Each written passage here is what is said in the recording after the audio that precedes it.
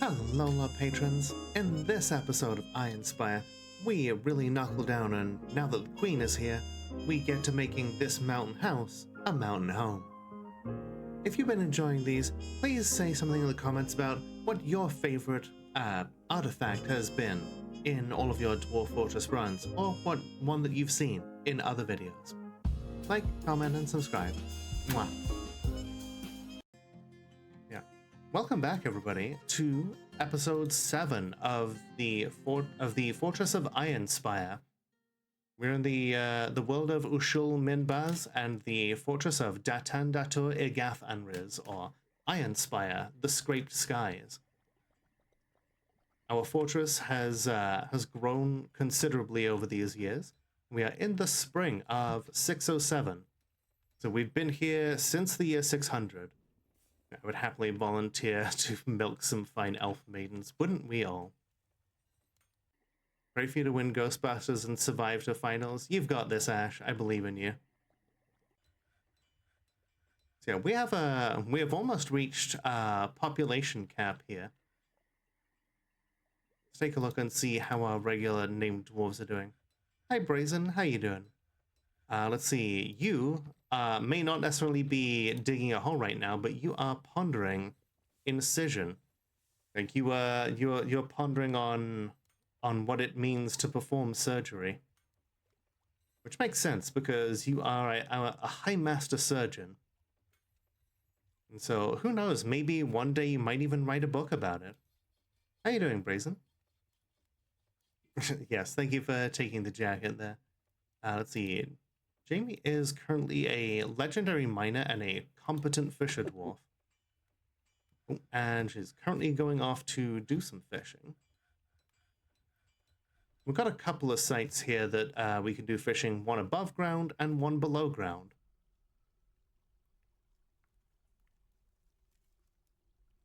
Pondering about surgery being just digging a hole in a person. I mean, I suppose so.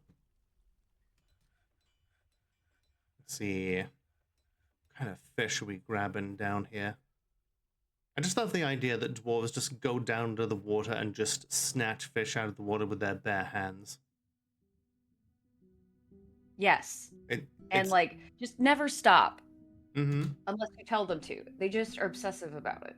Yeah, it's very big hyperfixation energy.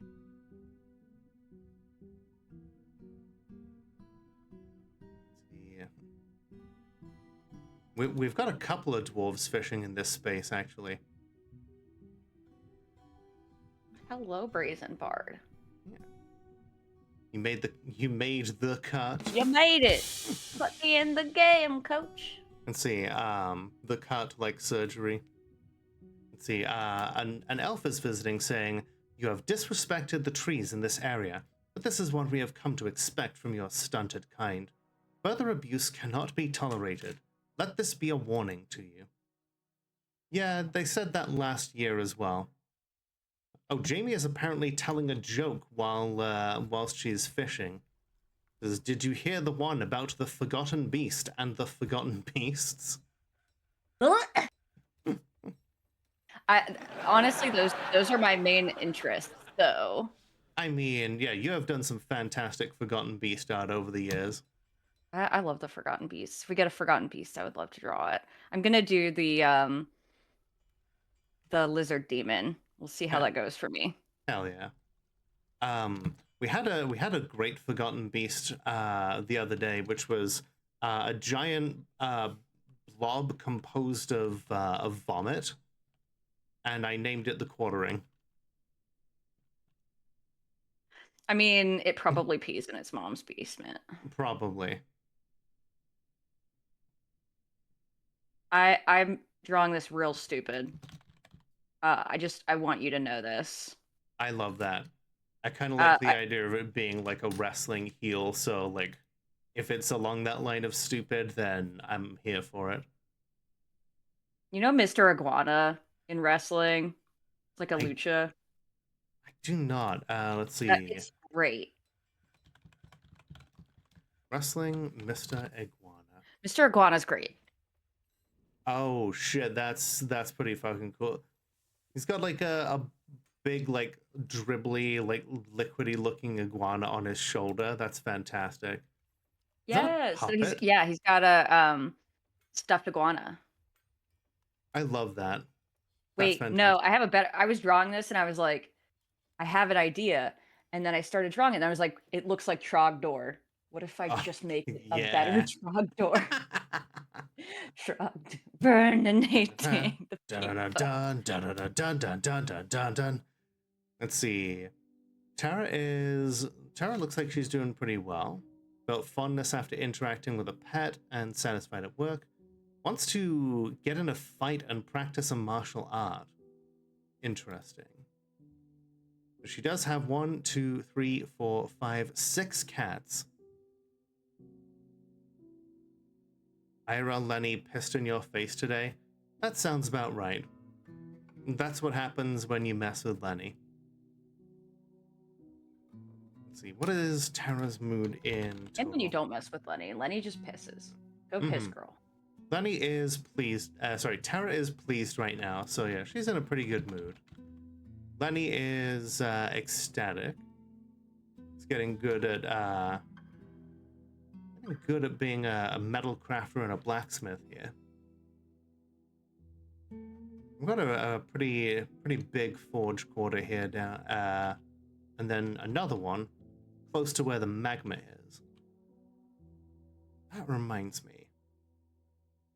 I'm gonna do something here that is slightly risky.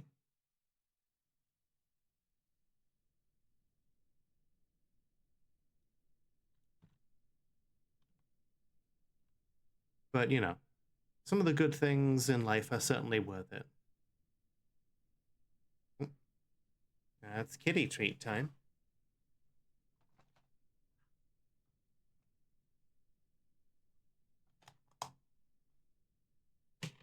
How is fishing with your bare hands so efficient? Sadly, lampreys. Oh no. Ooh, lampreys are not a creature that I wish to give too much thought to. What's the deal with lampreys? um, lampreys are like eels with like the mouth full of like razor teeth. Oh Like, yeah. yeah, if you look up lamprey mouth, it is it is a real life eldritch horror. Oh, I'm on it. Wah. Look at the treat ball, Zelda. Oh, that is horrifying. Yeah, that looks like Dune. Very much so. Let's see. Terra has mandated the construction of goods. We need breastplates and totems. Uh,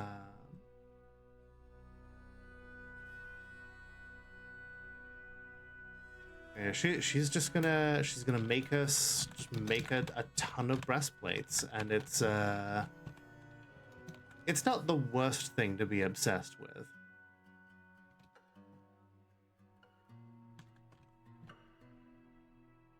Zelda is purring loudly while she chases around the treat ball. Ha! So at least one Kingdom of Elves is okay with this because they have brought a caravan here to trade.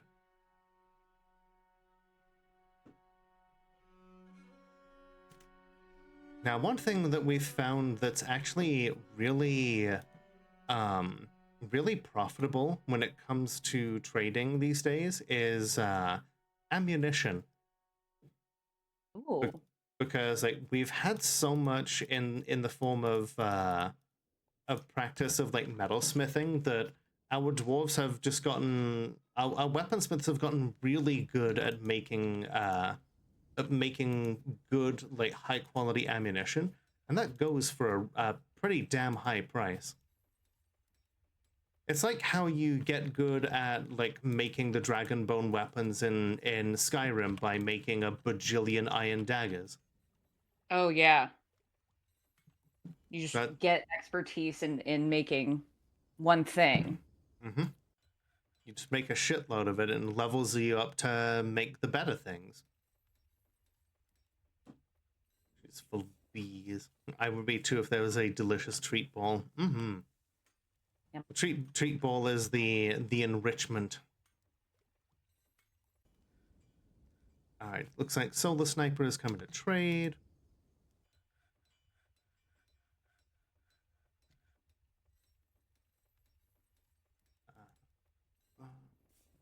There's a small child down here who is apparently grouchy after being in the rain.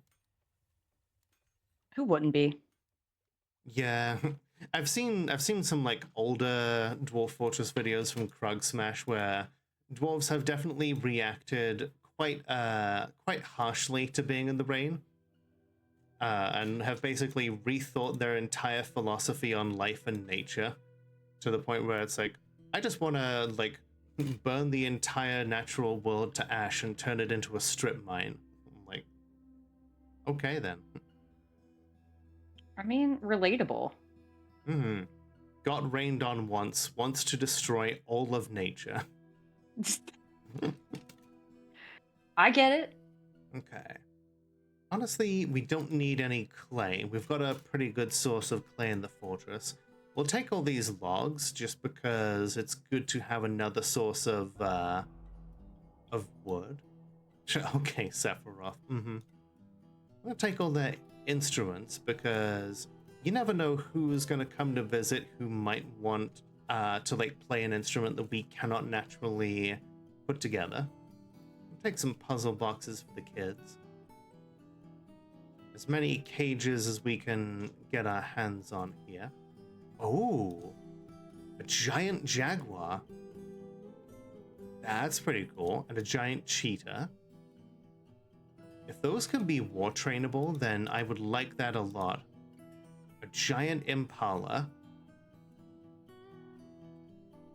Does it come complete with like 2 dudes with flannel? Okay, Sephiroth. It's a Supernatural reference if anybody got that. Yeah. Yeah, let's see here. I love Supernatural. All 5 seasons of it. Too bad they never made more seasons. No, I feel like it ended at the season where it was supposed to, you know? I feel like I agree with that, yeah.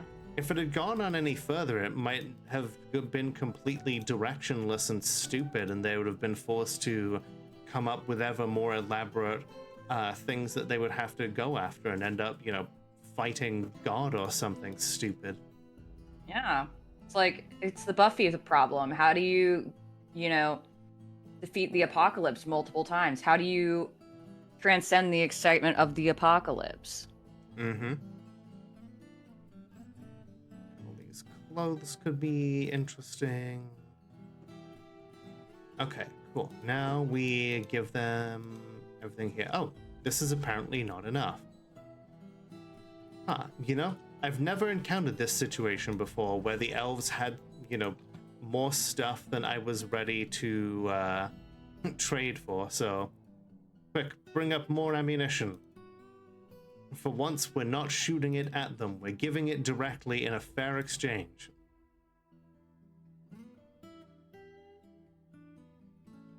We've got to be very careful about giving crafts to the elves because it can be difficult to tell what's been decorated with bone or like wood was used in its construction or something like that. Oh yeah, that is stressful. Yeah, they get very whiny about that now. Ooh, a couple of gold. Now they've always been whiny. I mean, yeah, about gold, about wood for sure. But then in like the Steam version, they then started getting really mad about anything that's made out of bone or anything that's like made with animal products. Yeah. They've become PETA basically. Oh, okay.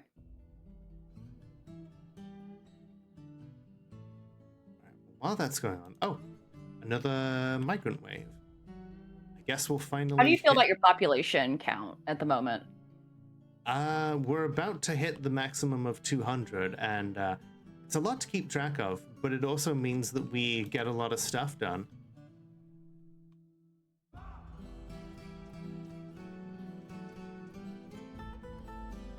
Work quickly. Mm-hmm. Have you had people getting dealt with in terms of being jailed? Have you had crime? We've had a couple of crimes here and there, like thefts of artifacts, and then currently in jail forever is this person, a vampire. Oh, good. Yep. Although, by confining them, we have made sure that that our fortress cannot end unless someone comes to break them out. Because as long as they are immortal. they are immortal. In fact, we'd better make sure that they don't ever go insane. Once their prison sentence is up, I'm going to turn this prison cell into a little temple, and then that way at least they can pray to like whatever god they believe in.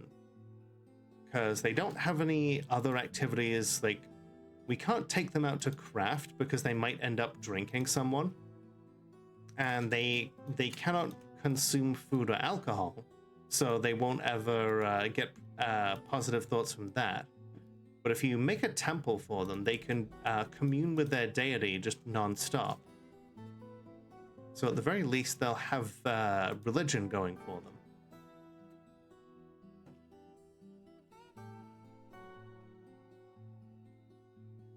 Just found scans of a couple of art pieces you commissioned in a previous millennium. Still good, and the original watercolors are still framed on your walls. Nice. That. Let's see. Classic escalation problem of Monster of the Week shows that suddenly develop seasonal plots and big bads.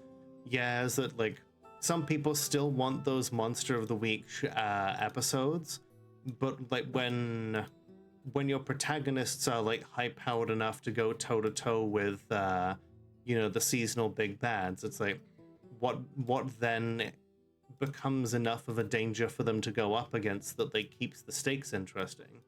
Well, I don't like high level D&D play because it's like, okay, we must fight God. Like nothing's intimidating anymore because they've done everything, and all you can really do is like in things like Supernatural, kill off the characters, but then bring them back because reasons. Yeah. Because reasons. I do be like in like X-Files for Monster of the Week episodes, but then the occasional big bad connection, and it's just aliens. It's like, welcome back to more aliens. More aliens. Oh, there's a rabbit here who is starving. Okay, we gotta get the rabbit into... Here we go. Into a pasture where it can actually eat grass. Like, this is the problem with people bringing their pets to the fortress, is like most of the surrounding ground is not for grazing because it's just rock,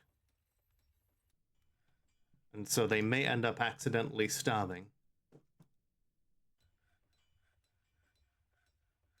Okay, cut this area down, and then I'm gonna build up. And like the idea is like down here, I've got like an open space to the magma sea. I want to build up the walls here to make basically a garbage chute where people at the top of the fortress can drop their stuff like all the way like up through like the top of the fortress and like down to the bottom without having to bring it all the way down to throw into the sea at like one of the lower levels. Have you ever done like the 3-dimensional rendering of your fortress?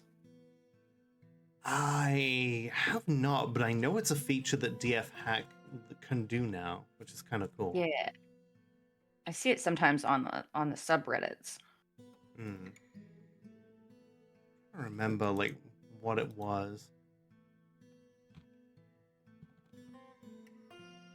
Let's see, it's not 3D veins.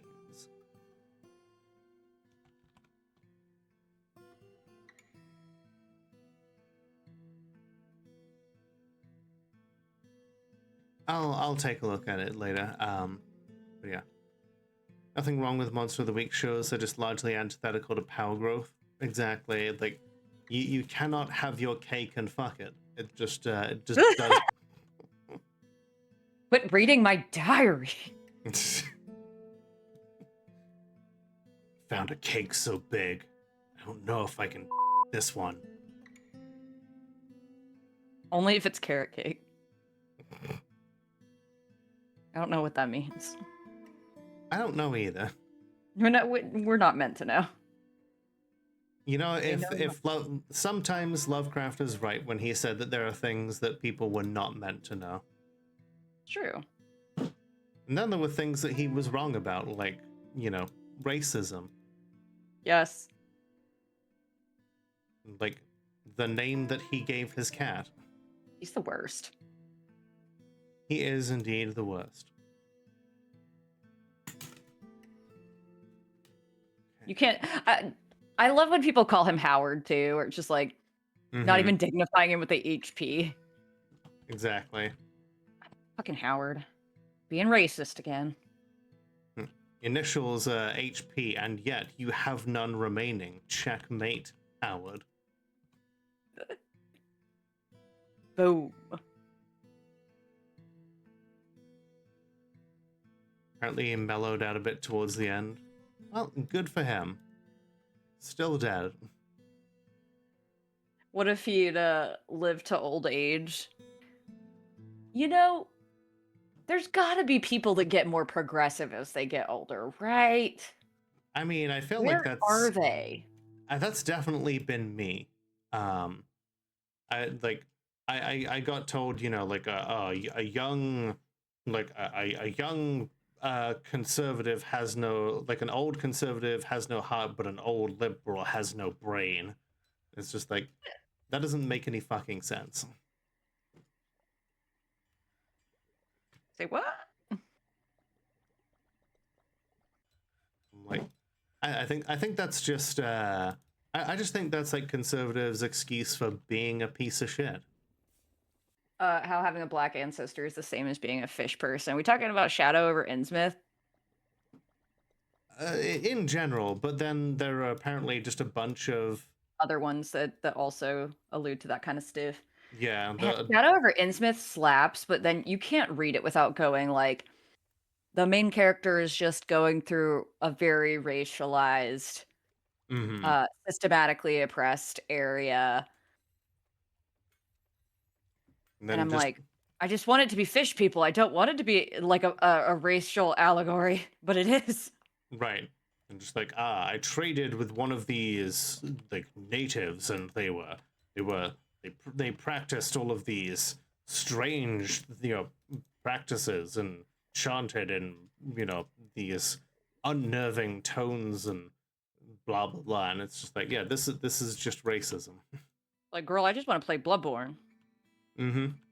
There's some really good like Innsmouth inspired areas in the Bloodborne DLC. It slaps.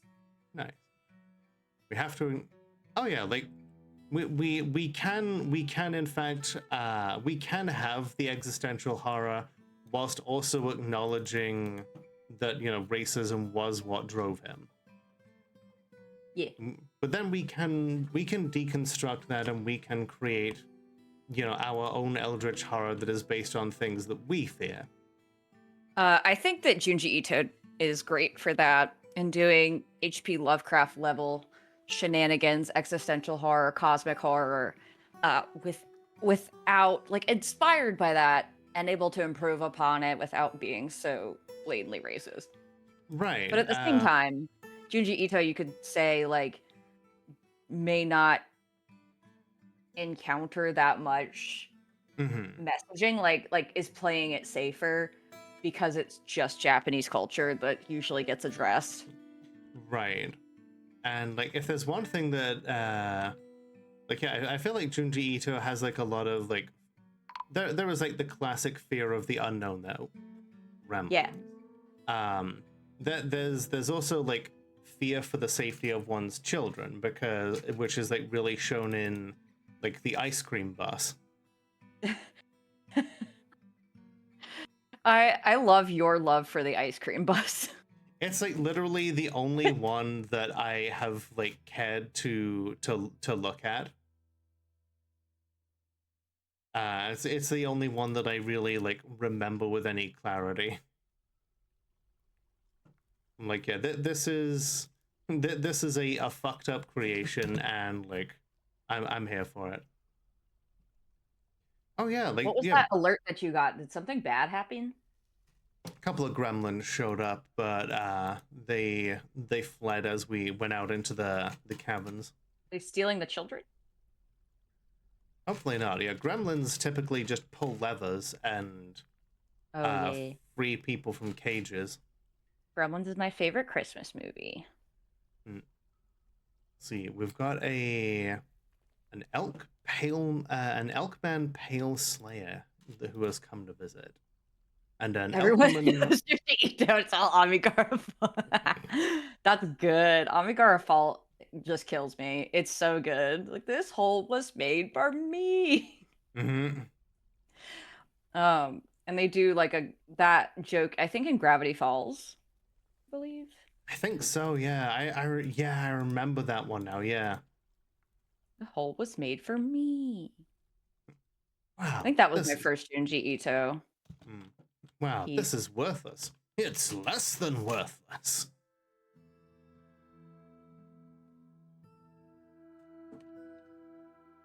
Some platinum here? Hell yeah.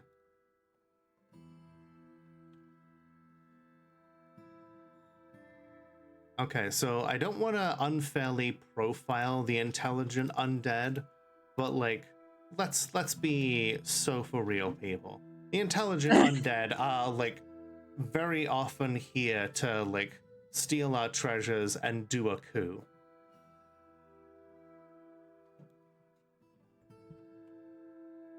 This is what you get canceled for. This is it.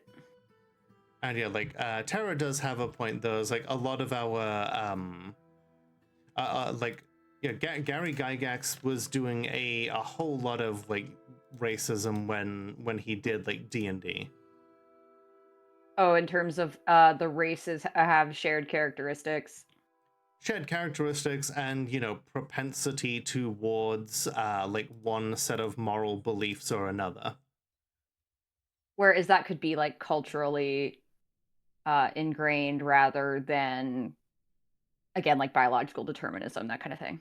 Exactly. And we even see that here in Dwarf Fortress in like a better way. Like we, you know, that there are certain cultures that that arise within Dwarf Fortress where goblins, you know, are considered to have like a propensity for like treachery, but if they grow up in an elf civilization, then they won't have any of that, and they'll have the feeling of like moral obligation towards the protection of nature and that sort of thing. That your values are shaped by the culture that you're in, not so much the race of the creature. I like that. Exactly. Nice Toady one. Very cool. What kind of car does the Toady one drive? I feel like the Toady one drives a very specific, affordable car. Let's see. Ton Adams car. He's got a Honda Civic. Oh, hell yeah. Yeah. And he got that after apparently selling 800,000 copies of Dwarf Fortress. You know, I respect the Great Toady One's forehead game. Mm-hmm. That is a powerful bald head on that man. Mm-hmm. That is a 5 head at that And point. I respect it. Yeah. Commit to the bit. I wonder why you like. At what point do you just say like, okay, time for me to like just embrace the bald, like Bruce Willis? But I also respect someone who's able to go like, I know I'm balding. I'm embracing the bald. Yeah. Fear the bald. Do it. Yeah. Do it. Do it. Get out of my head. The Toady One's never done anything to annoy me. Good. All hail. All hail the great Toady One.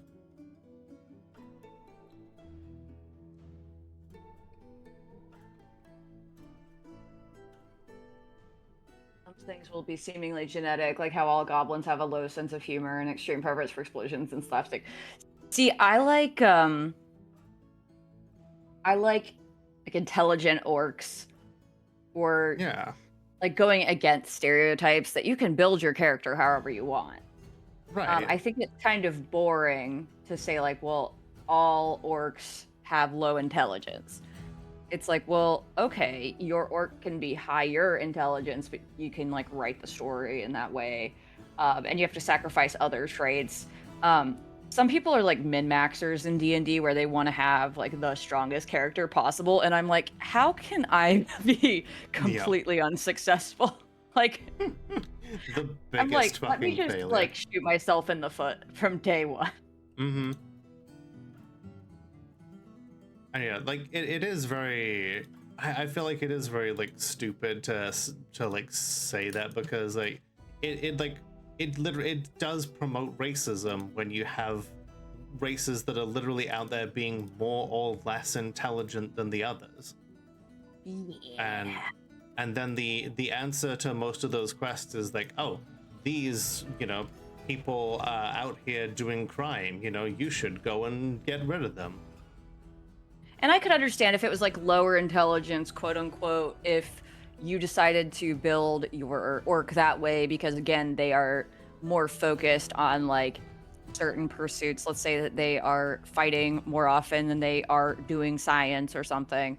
Yeah. But then you can have a group of orcs, kind of like the super mutants, that were able to defy the limitations of their culture and what have you, and be intelligent. Yeah, and like super mutants weren't even like naturally unintelligent. Like a lot of them suffered from problems thanks to the forced evolution virus. Yeah. But like that wasn't necessarily stupidity. Like they were adapting to the fact that they'd been like physically altered by a literal virus that they had no control over. Yes. They were grappling with like the agony of having been like physically changed into something new. Yes. And like there's just a lot there. Min-minning characters. I absolutely min-min. I'm like, I Oh, yeah. want the weakest motherfucker possible. I love that. I'm gonna work against my best interests. And I've had people who just like will disingenuously argue these points of just like, it can't possibly be racist. Why? What races are less intelligent in real life? Like obviously none of them, but you want to act like these different these different races in real life are, and that's kind of that's something that is pretty fucking cringe. Let's see. It is. It's pretty fucking cringe. Itred Dodok was seen missing. Okay. Shit. We've lost one of our artifacts. You get it back. Thank you for inserting your tip. No. Hi, Jamie. I don't want it. I do what I want. Ash says, hi, Jamie. Okay, so Mytha saw that the object was missing and there are no witnesses. It's more Right. if I just keep saying hi to Ash. Let's take a look at some of the interviews with these intelligent undead. Hi, Koba. How you doing? There's more. Yes. It's like the lizard. Jamie. Lizard. Okay, so the Elkman Pale Slayer did admit to infiltrating the Immortal Trenches to steal treasures. Cool. And let's see. Thank you for. We're getting Hi, Jamie, everybody. the other Hi, one. Jamie. I'm running out of bits, lol. Okay, the elk woman, once resting hunter, has admitted to corrupting Cyrokinu. Okay, well, shit. So we convict them for espionage against the Immortal Trenches. Okay.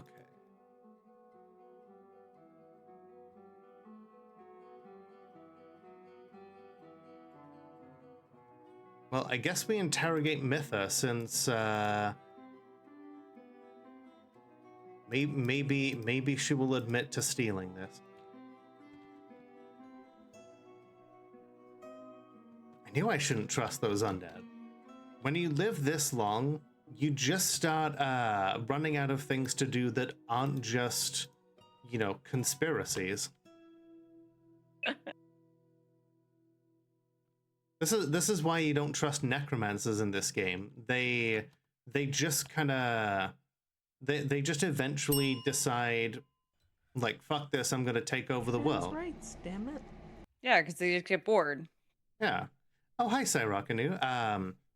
Your dwarf may have been corrupted to help us to help steal treasures and orchestrate a coup. Yeah, we're redeeming your dwarf. Hi, Jane. How you doing? It's good to see you. Okay. So then we dig up there, to the left, channel down. Thank you for the head pats. How you doing? And then hydrate and unshrimp.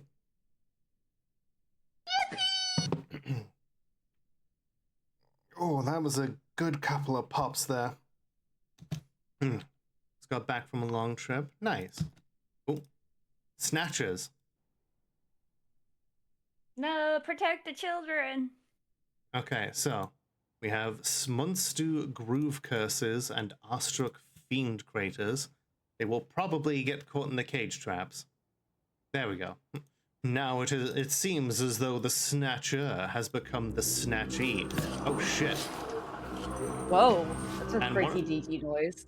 One of them that we didn't see ended up stepping on a cage trap and getting just absolutely destroyed.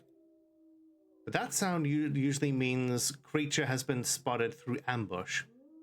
An ambush. Curse them. Okay, it doesn't say if they're part of any group. So it literally, yeah, they literally are not part of any group. That's interesting. It's not the pain, it's the sound effects that get you. Back home on the couch, absolutely being absorbed by the cushions. You can no longer leave. They have accepted you now. Yay. This hole was made for me. Alright. Activate the oh shit burrow. We've got ambushing goblins coming. Oh shit, burrow, I like that. Oh, Blue Lobster may be about to be shot to pieces. Okay, scramble the military. Let's go kill those goblins. So the fact that this is just a small ambush suggests that they were here partly to steal children and then to cover the retreat. It means that they are not here in force, but they have some, like, nasty bowmen here. Let's just hope that you are trapped. Good end. You know, one person's bad end is another person's good end, you know? It depends on how into it you are. Okay, Blue Lobster is getting shot at here. Let's see. Got hit in the hand by a silver arrow.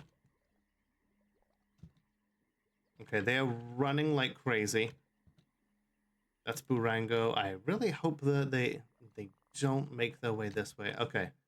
We've got okay, that's a glass maker. Are they off duty?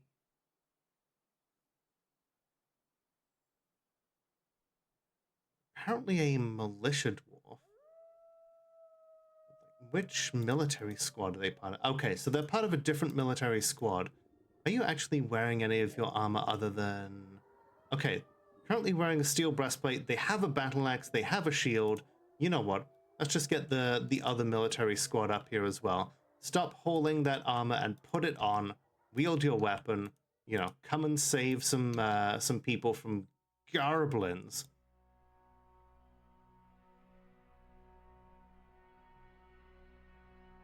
Whoa. Just all of a sudden, getting shot to hell. Where are your weapons, my guy? Mm-hmm.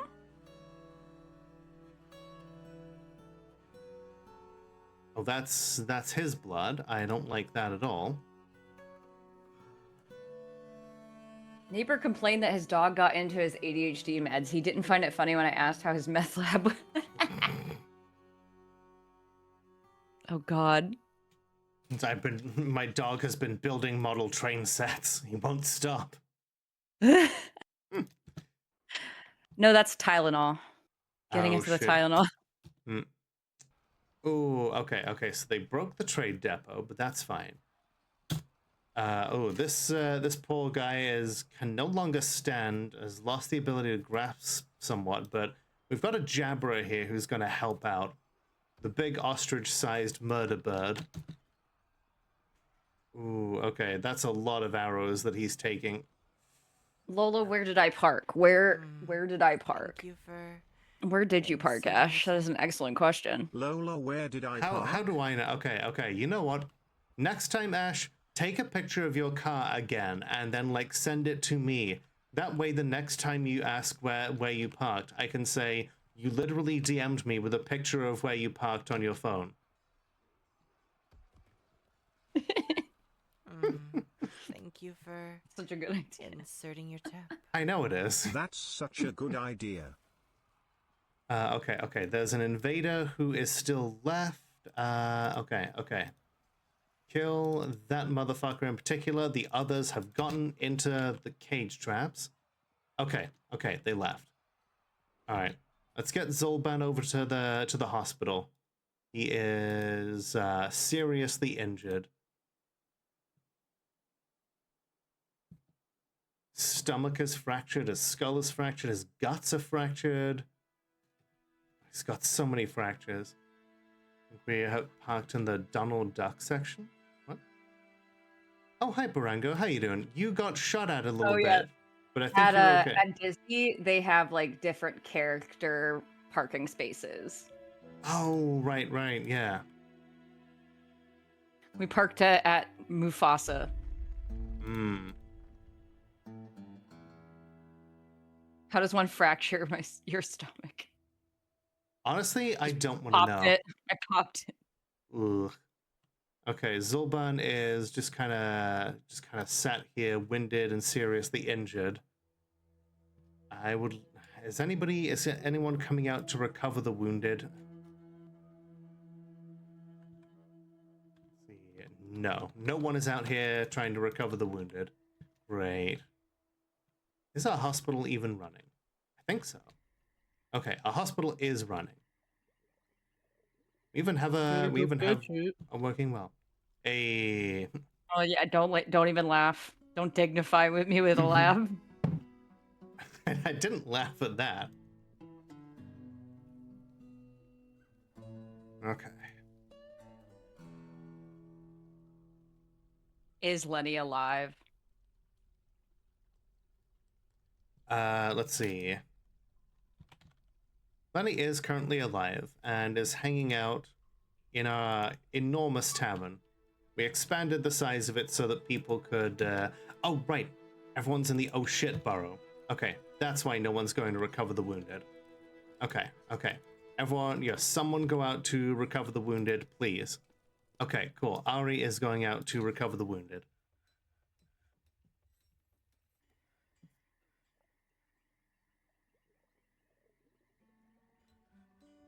Get this dwarf a bucket of water and some soap. Stat. Ari says, I long to make romance. I am lonely. Nothing gets them hot and bothered like goblins. Goblins stealing children. Just the fresh corpses everywhere. And again, dead goblins should be a turn on for any dwarf. Truly. But then again, there we go, like, profiling again, Dead enemies Offensive. Of any stripe, yes.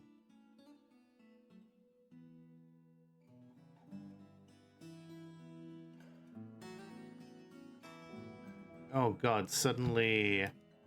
Let's see, a thief has stolen a book. Oh well, that's fine.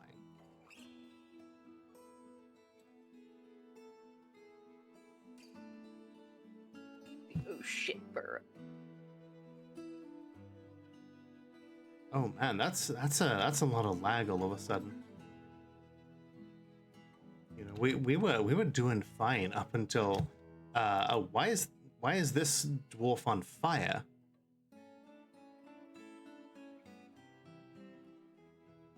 Dwarf is on fire. This dwarf is on fire. Okay, we're just gonna wall off this section here. Last thing we need is people accidentally falling into here.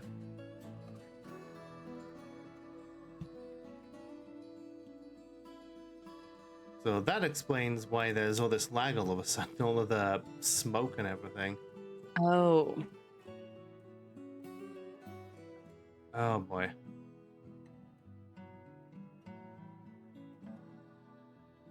I just blame all lag on like a population of cats. Normally I would too, but like in this case, I don't think it's the case. Cats are fucking again. Hmm.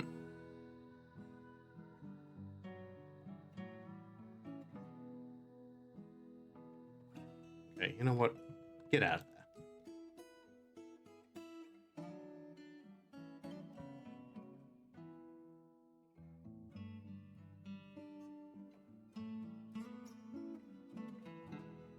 Get out. Get out of here. I need all of you to leave this part of the caverns alone. I really only wanted them in there because I wanted them to dig this big old garbage shaft. Hi, Kova. I'm doing pretty well. How about you? Looks like you are going off to prepare a raw fish. You are cranking out some mussels. And, you know, we have a massive amount of mussel shells that are being plucked Oh, out. yeah. And then I like using mussel- those for jewelry. Yeah, they make some cool jewelry, and you can also just decorate things with them. You can just make cool jewelry of like the hippie variety, and then you can just make other things cooler just by having the jewelry by decorating with shell. Yeah, that's the risk you run where it's like, oh, I've decorated everything with shell, and then the elves come and they're like, you want to trade? And you're like, everything I own is decorated with animal product. Mm-hmm. That's why Sorry. that's why I like using coins to trade with the elves, because coins cannot be decorated with anything that it just literally cannot be decorated with anything. So that basically guarantees that you won't have any like animal product on it. Ignore my non-vegan wares. Yes. Here are these coins vegan? Yes. I only take vegan money. Oh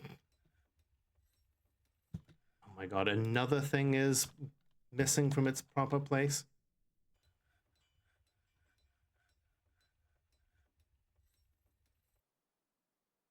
This is not going well for our artifacts. Wonder what kind of artifacts we have. I'm curious what y'all have come up with. Well, the one that just went missing is a steel warhammer. Yeah. That's not good. Mytha is going to be pissed about that because she was the one who made that. Okay, well, see, you get a different uniform then.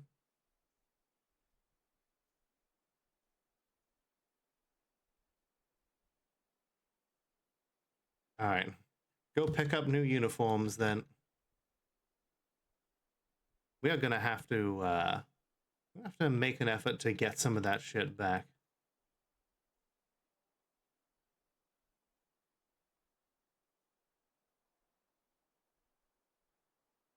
You get to go invade? Yeah, question is like figuring out who the hell stole it, you know? Mm-hmm. So let's see, if we take a look at the...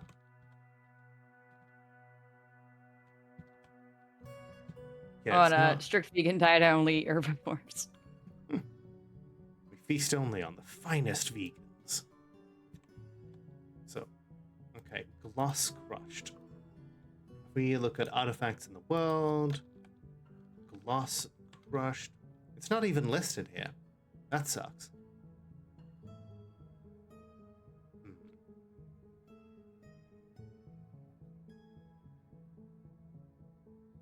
Yeah, we are surrounded here by a bunch of different dark goblin pits that are all at war with us.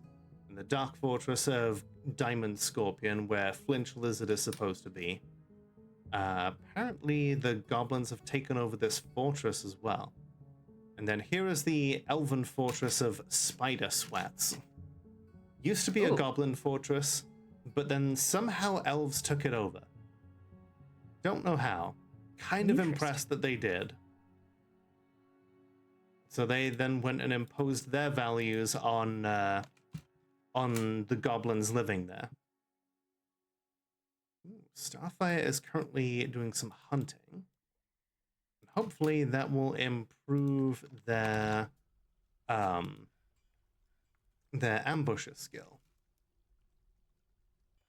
Ambusher is what you use for sneaking up on things, and also for sneaking into places and stealing from them.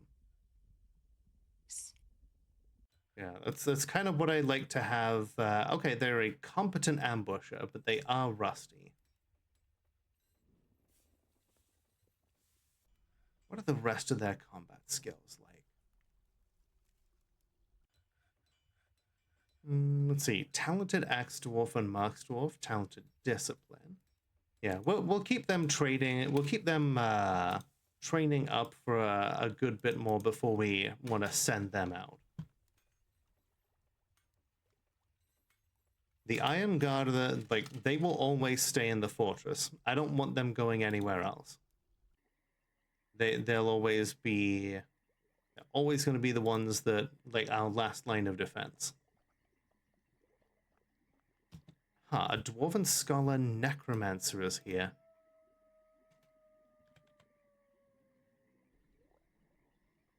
You know, again, I don't want to profile people, but we've literally just seen people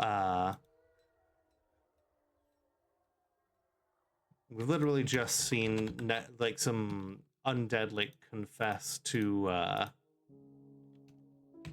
stealing.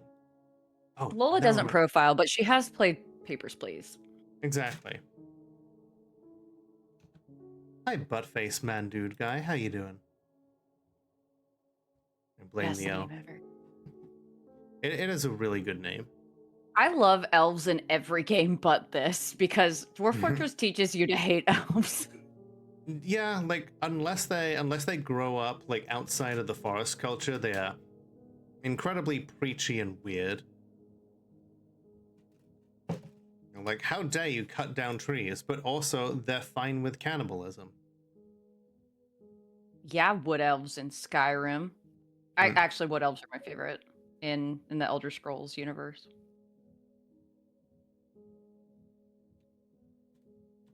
Let's see. Upgrading a laptop. How's it's gonna have a 5070 mobile now? Hell yeah. Alright, let's take a look. So yeah, Kova, your dwarf is alive. Take a look at their mental state. They're doing pretty well. They're happy. Legendary carpenter and talented woodcutter. They're very satisfied remembering a cool artifact that they made.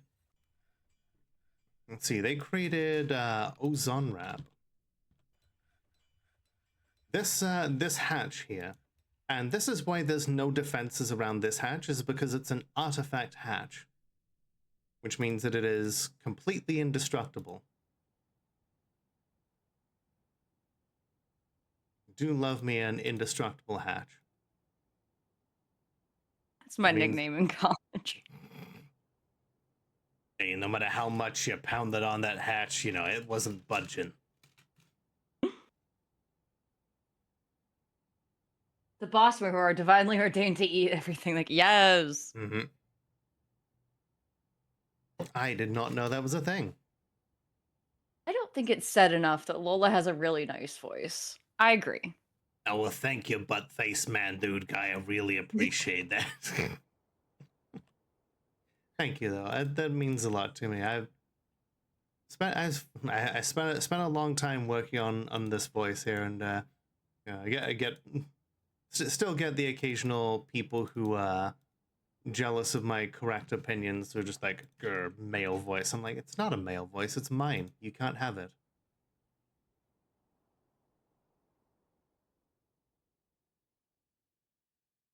I'm gonna throw together some more bolt throwers. You do have a very soothing voice. I agree with butt face man, dude guy. I just wanted to repeat their name again because it makes me feel good inside. But yes, Understandable. yeah, people use the Lola for the ASMR. Yeah, I've had that said before. Have I told you, like, I'm probably gonna say this enough that people are going to remember this at some point when I inevitably do this. But I want to do like an ASMR on April Fool's Day. Yes, you have told us this before. I Yeah. love it. Yeah, just that, and then like get it all like worked up, and then just be like, "Hey, you're finally awake. You were trying to cross the border, right? Walked right into that Imperial ambush." There's some okay, I love ASMR. Unironically, I love ASMR. I Mhm. love there's like I just saw it where someone made a no I'm not a human or no I'm not human. I think it's no I'm not a human. Oh Um yeah. ASMR where you're inspecting and it's just like it's so sweet. I like role play ASMR, especially like Mm. game stuff or like I hate when people chew gum in real life, but when they do it for ASMR, it kind of hits because I'm like signing up for that. I can see that. I don't know. Anybody else is like picking up what I'm putting down? Let me know.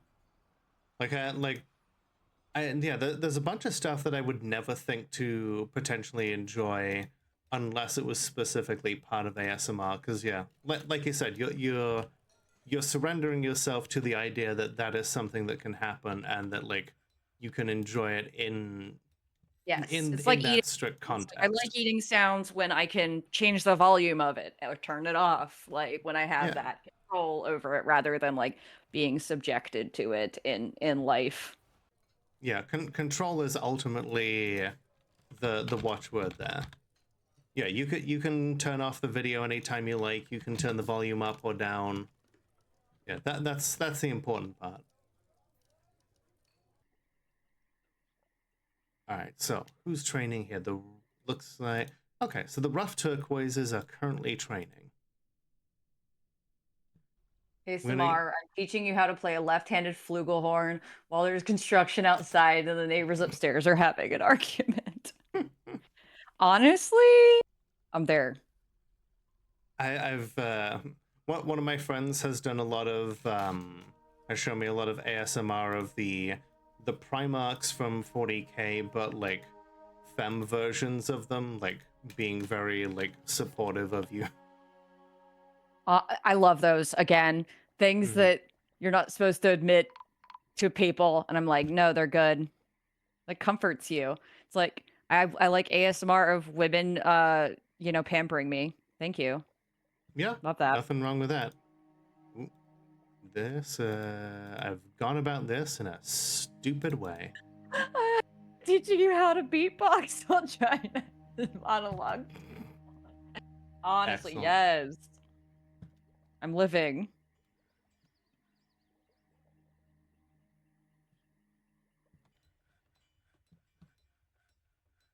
Let's see, who was the... Okay, Zulban. How was Zulban doing? I know he was dragged off to the hospital at one point. He is out of the hospital. He has lost his ability to stand, and he has trouble breathing. He still has a whole bunch of fractures, but he just does not want to rest anymore. The lower spine is fractured, left shoulder is fractured. God damn. He has a whole bunch of scars as well. I'm living. Nice to meet you, living on butt face. Mm. Sounds a father of three trying to repair broken washing machine. Zulban, one of our military dwarves, they fought valiantly and got a bunch of arrows stuck in them whilst trying to protect the fortress from snatchers.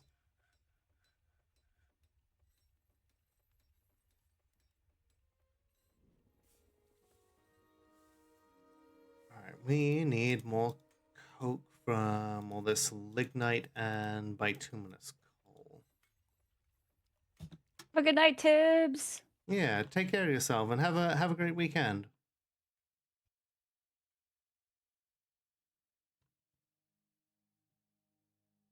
Okay.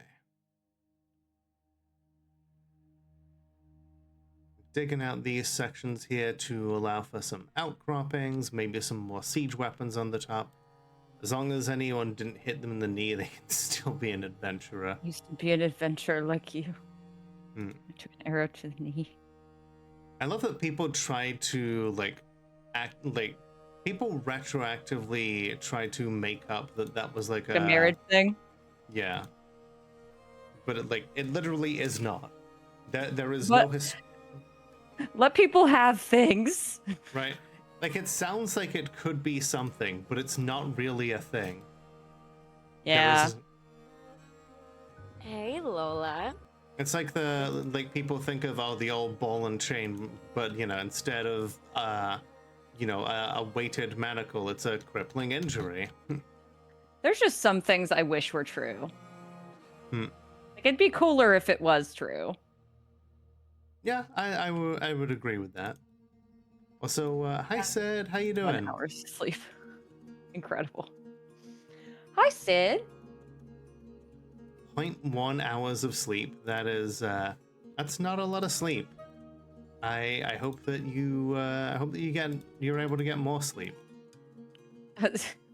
ASMR of Lola actively shaming you for not sleeping enough. I told you. Sleep is good for you. Why are you still listening to you? You should be sleeping. Go to sleep. The cats nestle close to their kittens. The lambs lay down with their sheep. You're cozy and warm in your bed, my dear. Please go the fuck to sleep. The fuck to sleep. I think reading Oblivion lore or like Skyrim lore would be very relaxing. Mm-hmm. Thank you Like for the just head reading pat, books. Sid.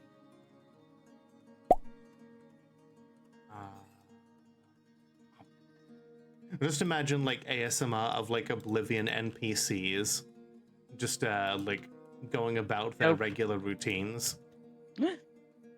What of news of the other provinces? Nothing I'd like to talk about. I don't know you, and I don't care to know you. Goodbye. Goodbye.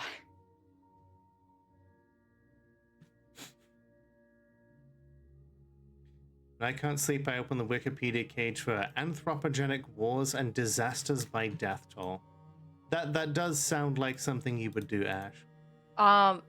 I thought of you, Ash. I was on Canopy because I was like looking up documentaries that I wanted to see, and they had is it Barefoot Gen or Barefoot Jen? I was like, I think I'm gonna watch that at some point.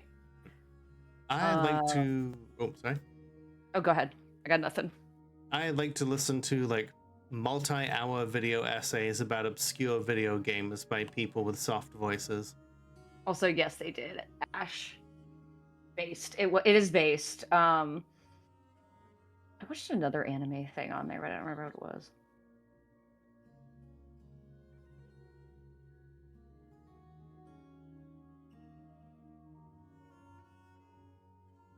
I like watching documentaries about Hayao Miyazaki being depressed.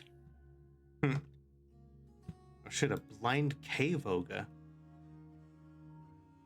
Those things are terrifying.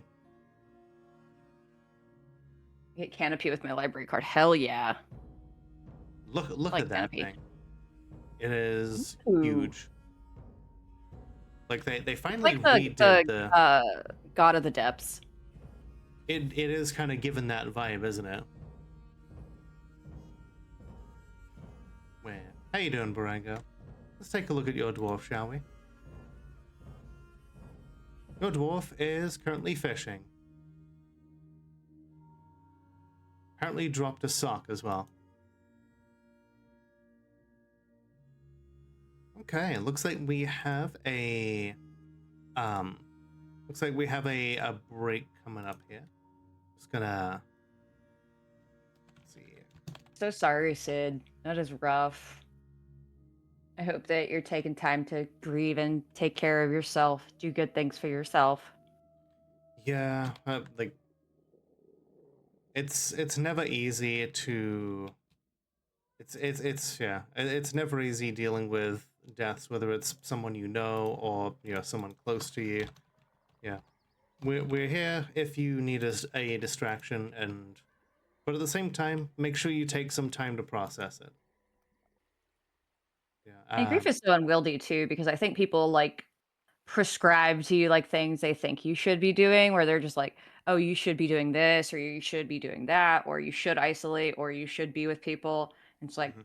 eh, Yeah, as long as you're staying attuned and mindful to what feels right for you, that seems like the best thing to do. yeah, and hey, if Vampire Therapist has taught us anything, it's that should statements are not useful. What would Labyrinth of Cinema. I'm gonna see if that's on Canopy. All right, let's see. Yeah, everybody, get up, stretch your legs, grab a drink, do whatever it is that you need to do, and we will be right back. All right, everyone, we're back. Woo! Ash says she's eating bread and it's gotten a little dry. Oh shit, is Ben Shapiro near you? No. Also, I just added the Labyrinth of Cinema to my watch list on Canopy. Thank you for the rec. Nice.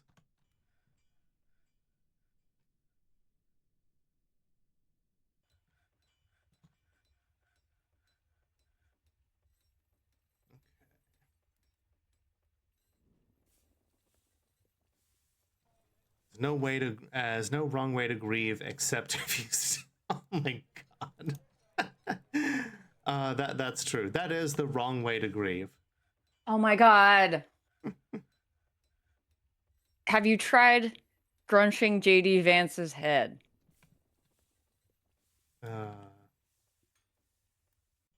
Just like what is wrong with you? Just like.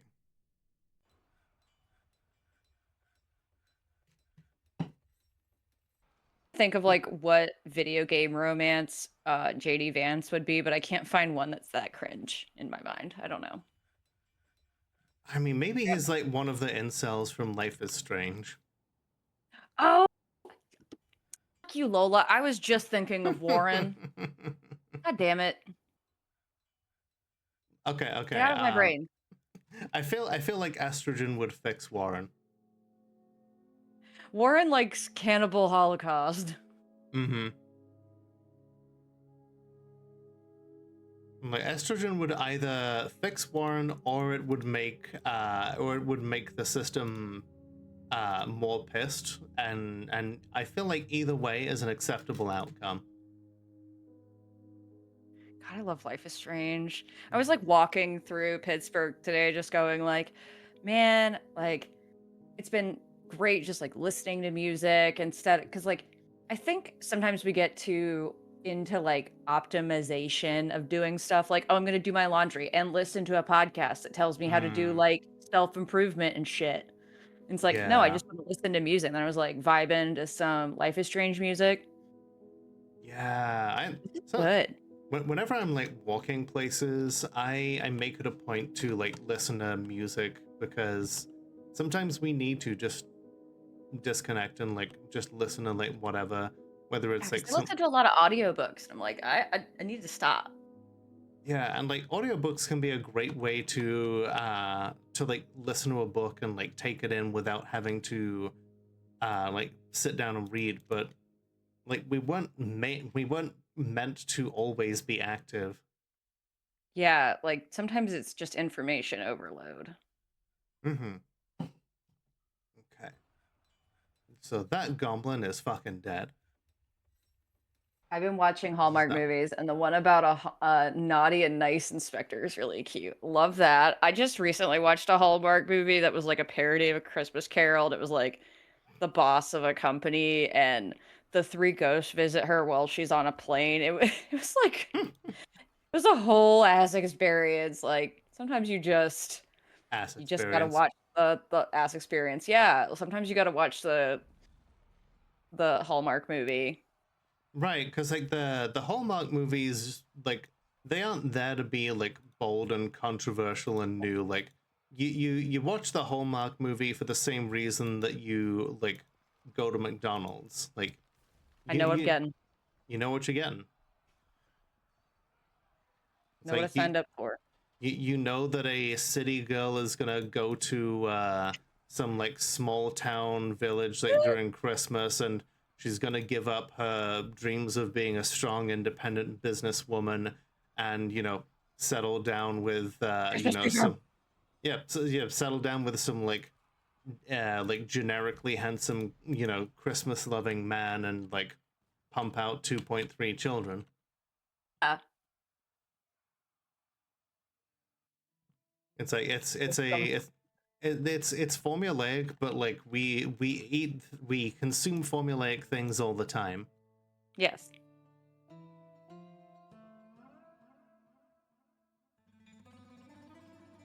Pretty much, yeah. See, yeah, y'all know what I'm putting out there. Let's see. Okay. How much steel do we have? 21 bars. Okay, we could do with more. We have 314 bars of copper then. Oh, that's fascinating, Brazen Bard. If you ever think your job is tedious, in January 2016, the British Board of Film Classification watched the movie Paint Drying to give it a universal rating. The movie is 10 hours, 7 minutes long, has no audio, and is a fixed view of a white painted brick wall as the paint dries. I wonder, so they had to watch all 10 hours of it. Were they just afraid that there was just going to be like, in Fight Club where they just splice in frames of pornographic material to fuck Yeah, with people at the movie theaters? Like, were they just afraid that there's just like controversial material just snuck in there? right. That they're like, we might have to give it an R rating because there's secret boobs. And this is like one of the only things that I will agree with when it comes to like AI is like that's one thing that it can be useful for. Like it can scan like a massive amount of material and potentially flag things that might be like controversial. Like Because the YouTube stuff. Yeah. yeah, like I've and sure it does get things wrong on occasions. It's not Mhm. perfect. Like it could be better, but like when it works, that's a useful thing for AI. Yes. Um, I remember like memes back in the day of like people pranking the like YouTube people by like basically making like a 10-hour video of He-Man going, I said, hey, yeah, yeah, Yeah. yeah. But like naming it something like really controversial, so they have to look through the whole 10 hours of it in order to see if it's actually there. I'm like, you know what? I approve of this. I had to watch all of it to make sure nothing questionable is made to protest the BBFC's permanent fee for rating movies, a necessity for distribution in Britain. That's cool. We love when people do acts of protest that are the like malicious compliance. We love a good bit of malicious compliance.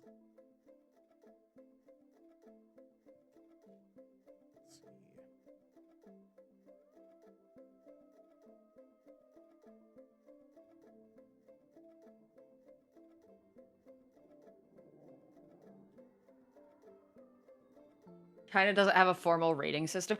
I was thinking about this the other day. My boyfriend and I were talking about this. Like, so I teach literature for the folks in the chat that don't know. I teach English, and I used to teach fiction way more often. And when I taught Thank fiction, you I for would being often a teach good books that little were sub. controversial in nature. Dwarf sending you That my I best taught a lot of until I rest horror in a because that's couple what I like.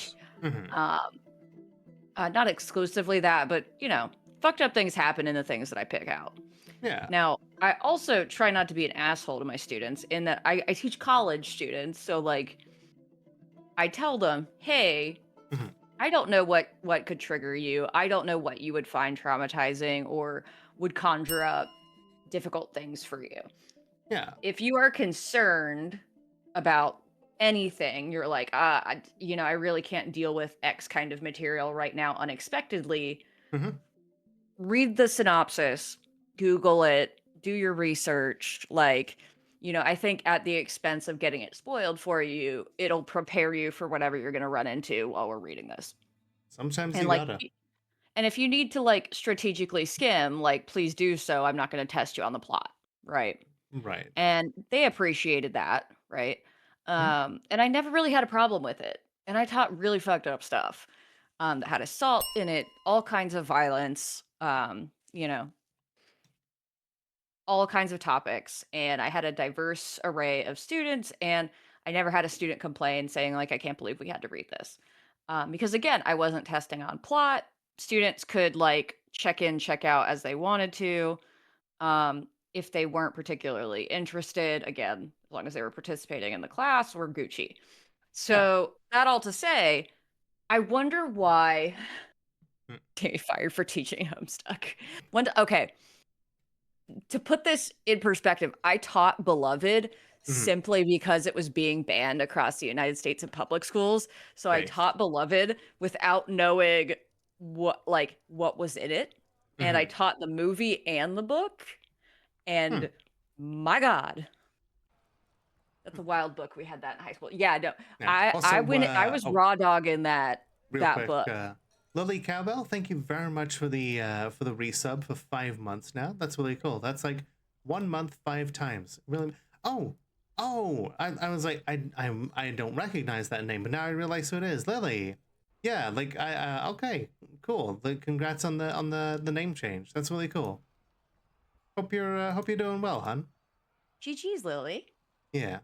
Well, But so I don't know why we don't have a rating system for books. I think that's Thank you the for interesting thing for me. In the inserting your United tip. States, Is we this Blinus? are really gatekeeping content in books, and I don't know why. In the sense that video games and movies will have like warnings of like alcohol use, this kind of thing. yeah. Why do we make it so difficult to determine the appropriate audience for a book? I know it is very weird. Like a lot of things could be helped by just putting a rating, like, rated mature for sexual assault, Mhm. violence, etc., etc. But I think we're very precious about like keeping the plot integrity for books in a way that we aren't for movies. I don't know. That's at least what I think is part of it. But also, it's a lot easier to rate a movie because it takes you 2 minutes to get through the movie. If we had to have someone rate every single book that came out for content, that might just take longer and be more of a chore. I don't know. Right. I think the reason that we don't hold that same standard is because you can pick up a book at any time and like and you can you can pick up a book at any time and like read it, but when it comes to a movie, like you're in there for a certain amount of time. You've paid like usually a fairly exorbitant amount of money to go and see it. You might not have an opportunity to like watch it again for for a while, and you kind of want to keep that experience like fresh. And I feel like Yeah. having someone like spoil that like one-off experience for you more upsetting than if they were to like spoil a book. The thing is that was my thinking, but like, so if you, oh, are you saying like we're okay with spoiling like the mature content in a movie, or because in my mind I'm like that's the very reason why you'd think we'd have rating systems on books is because like spoiling a book doesn't seem like as much of a deal in terms of what content's in it. And Right. rarely does a maturity rating ever spoil. Hmm. It's like, oh, there's alcohol in this. Yeah, I feel like we should be. I feel like we should be better about like the like at the very least like having those kinds of content warnings. And there's like websites that you can get like content warnings for books. So I had to ask, like, I had to tell my students about it and say, like, okay, if you want to know more, because like I was getting them to read like Octavia E. Butler Mm. short stories that included like MPreg stuff and like child assault and shit like that. Like, Oof. so I I was getting into it. And I'd have students come to class the next day go, JB, what the fuck was that? And I'm like, I told y'all. You did, yeah. Collegiate MPreg. It's scholarly MPreg. Stop letting your 9-year-olds say private fuck. They don't understand it. That's you know, that's my band name, Scholarly Empreg. Yes. But hey, if you yeah, content warnings are very useful for people who want to know what they're getting into. And if you like games that that are really upfront with what content warnings they give, then I would recommend the Fiction Factory games. Please because cite your sources for your MPreg. they have a lot of really good content warnings that are like well documented and include spoiler and non-spoiler versions.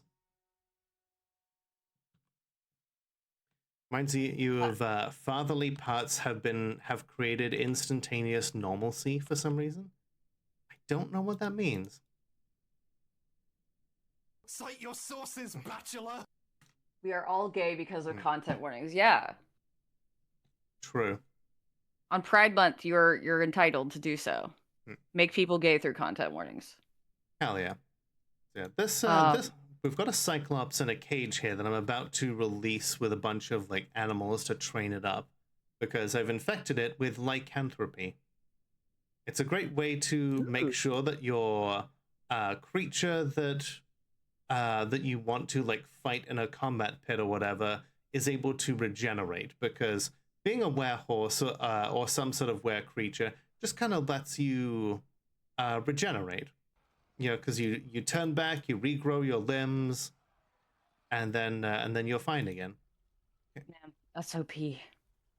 It kind of is, and like every time I bring it up, like people like no one is like there's at least one person who is surprised that you can turn a cyclops or an etin or a giantess into a were creature, and they're like, damn, I've got to try that.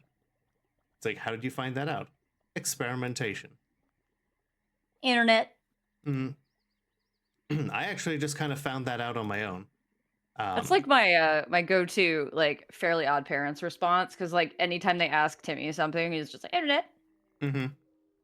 One of the it's like how you can tell a brand new like an older Dwarf Fortress player from a like brand new Dwarf Fortress like player from who got it off of Steam. You tell them about the puppy fountain. Oh god, no. Boyfriend's like, go make a puppy fountain before I before I left for this. I was like, thanks for your support. I love that. You can turn a etin into a were. Yeah, you get a were creature. You have them bite the creature in question, and then they get it. Oh, Barango has asked. Barango doesn't know about the puppy fountain. It is time. Is that like a dwarven child danger room?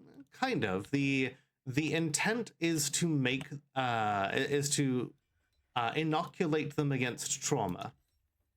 And you do that by, well, the average enclosure for animals is, kind of keeps them all in one place. If they get too close to one another, if there's not enough room to move around, they'll start to fight one another. Some people found a way to take advantage of this by putting a couple of dogs in like a very tiny room, a couple of Z levels above their tavern.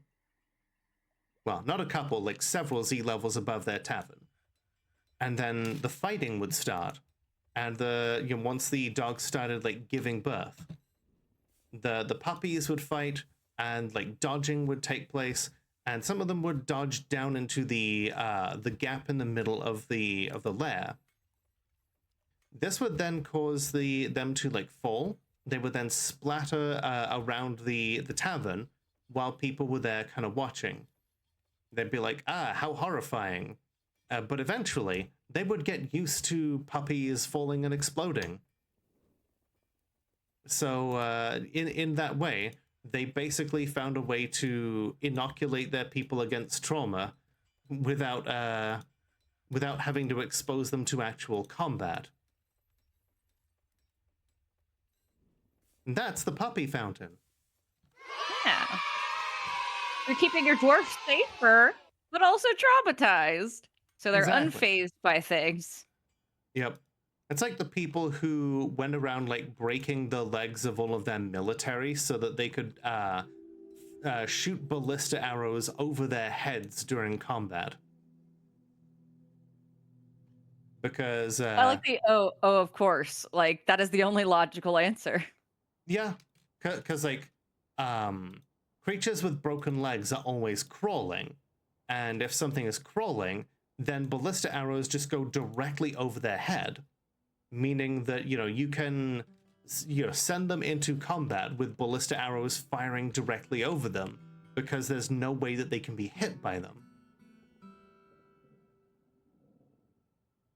That's simultaneously better and worse than the danger rooms, right?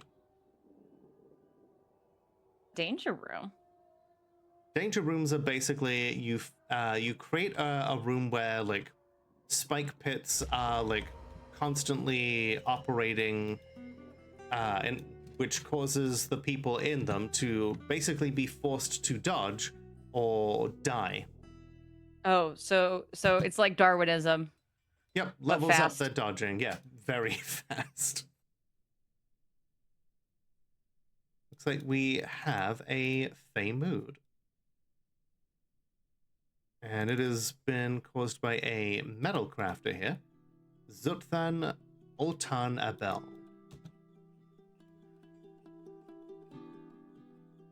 There's a metal crafter and also an armor smith and a blacksmith, so who knows what he might actually make.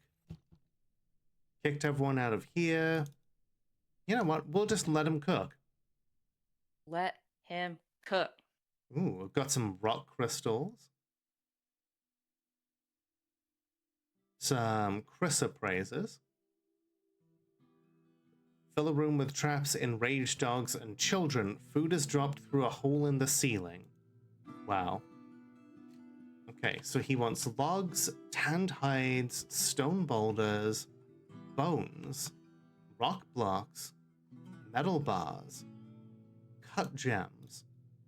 Oh, wow. He wants a lot.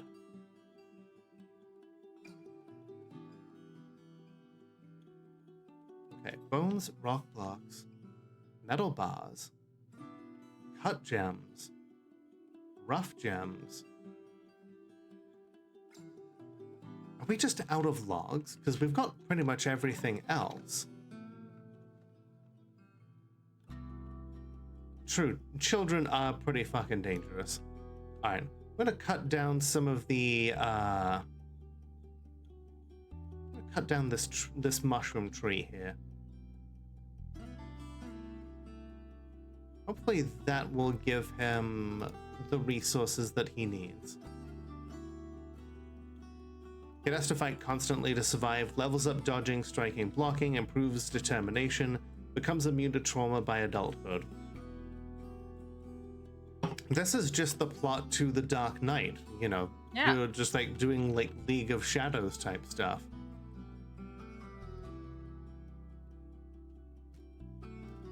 You merely adopted the dark. I was born in it.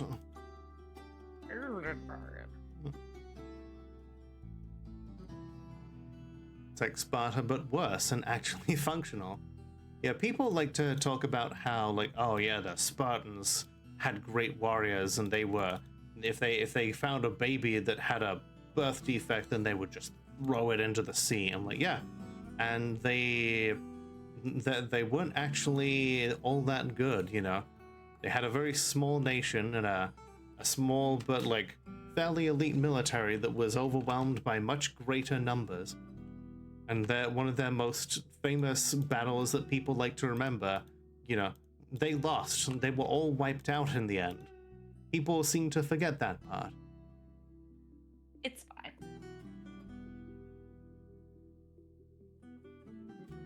Haven't seen the Hershey Kisses Bell commercial? I've seen it. It is definitely out there. I know the one you mean. What? The Hershey Kisses commercial that's like the "We Wish You a Merry Christmas" but like played on like bells.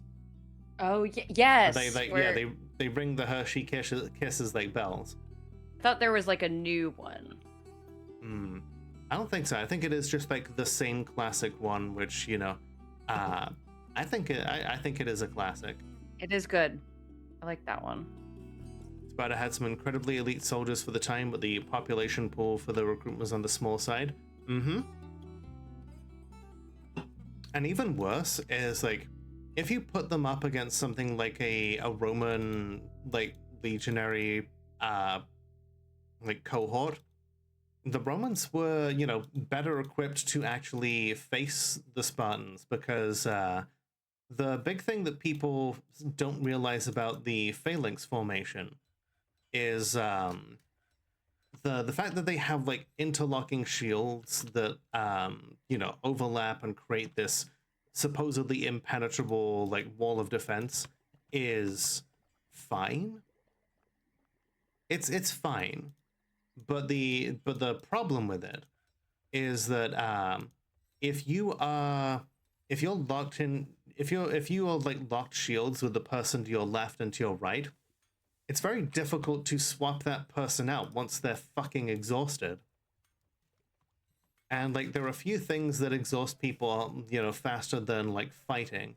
But if you cannot get to like move back because the person behind you is like, because you literally cannot like unlock the shields from the people around you, or your defensive structure crumbles, then, you know, you're stuck there until you die. But like the Romans, like, shield formations were pretty much made so they could like swap people out and like move them to the back so that fresher troops could come up to the front, which meant that that they were able to like keep more active troops in the battle like throughout. Hey, Zuthan Saxel Mothdast, the metal crafter, has given birth to a girl. Her name is Zephon Meat Painted, and her first word is Damba. Look at that little baby. Look at how smug it looks. Ah, no beard though. Yeah, she's very fat, and her lips are very thick. There's a short head, and just look at her. Incredible. Lives at a slow-going and leisurely pace. She winks during conversations and laughs in a unique way when she's annoyed. I love her. Would die for that baby. Just met that baby. I do love that, you know, it does go to show that some people in the fortress are living like happily enough that they are able to just have children. Ooh, that reminds me. I'm gonna expand the oh shit burrow to include this dining room and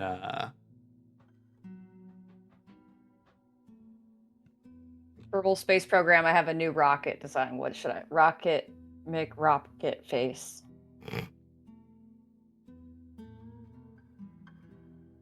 You know, does what it says on the tin. No.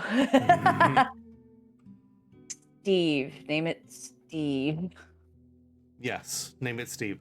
Okay, so so that intelligent undead that we were unfairly profiling, the human forlorn corpse, has confessed to espionage. Time to. All right, let's see what the sentence rendered would be. You are sentenced to 255 days in prison. I think Ash would probably be able to come up with the best name for it. Let's keep in mind that the Battle of Thermopylae was some 200 years before the Roman legions figured out the shield wall formations. Yeah, that is fair, but also, you know, it was also just kind of inferior in some ways to people who didn't use shield wall formations. All right, I'll Icostrel, the human forlorn corpse. You're nicked, you slag. Okay, looks like the metal crafter has begun a mysterious construction. Excellent.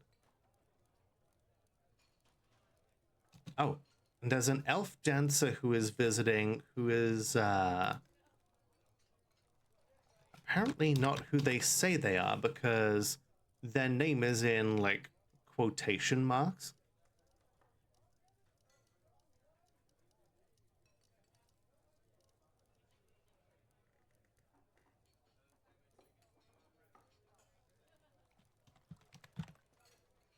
Let's interrogate them.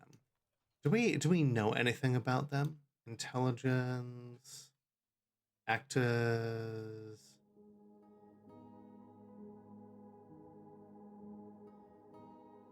Nothing so far. Okay, we'll interview them. We'll see what happens. Will someone please go and clap that human forlorn corpse in irons? Okay, good. I'm gonna go chain them up. Vampire? No, it's a human forlorn corpse, a type of intelligent undead. That said, you are still upset by the autocorrect disaster that claimed that Roman legions were so terrifying on the battlefield to how the soldiers held their scrotums to form an impenetrable wall. I mean, honestly, if a bunch of Roman soldiers had their, like, ball sacks out in front of them in an impenetrable wall, I'd be a bit put off by that as well. Like, you know what? These guys are fucking nuts. Let's just go home. Woohoo!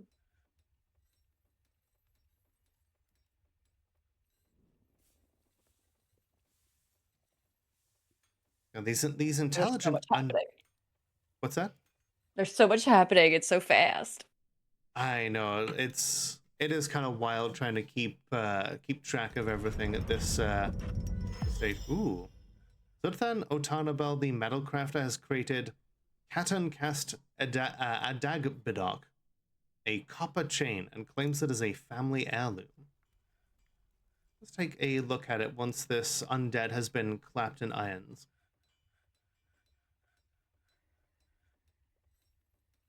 Oh, elf dancer.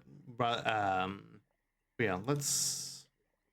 I'll take a look at that elf dancer once they come in. They might either be a vampire or they might be like some sort of agent that is here to do some chicanery.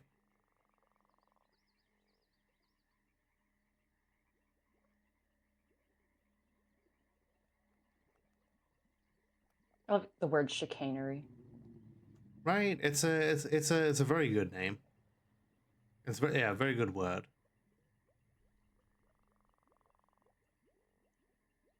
All right, you're coming with me.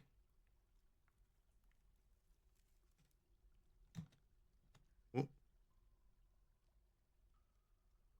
Doesn't feel anything after being confined.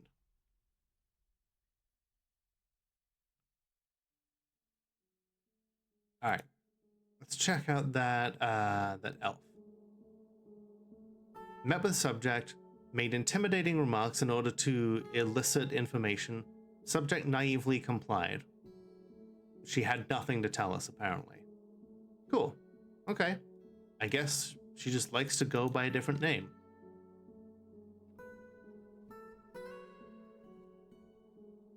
All right.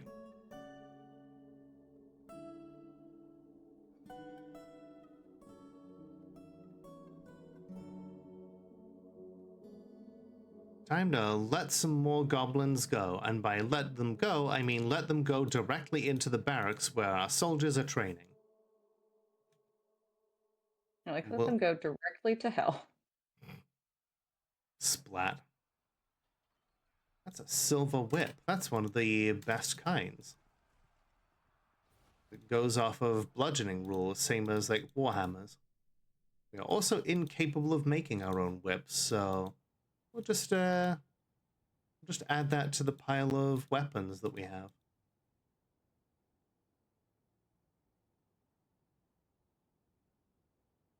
When you ran Rime of the Frost Maiden, the party encountered some vampire kobolds, and the Storm Sorcerer said, "I'm gonna clap the kobolds' cheeks." The three of us who knew what that meant guffawed. Nice. Okay, so you know what? I feel like the rough turquoises here, our squad. That's like, let's double check their skills. They're we've got skilled and competent fighters here. They're this one is an expert swords dwarf. This one's adequate. Now Starfire here, a professional fighter and dodger, an adept axe dwarf and marks dwarf. I think we should give them a little mission here. I'm going to send them out to scout out one of the smaller goblin pits. Give them a little combat practice.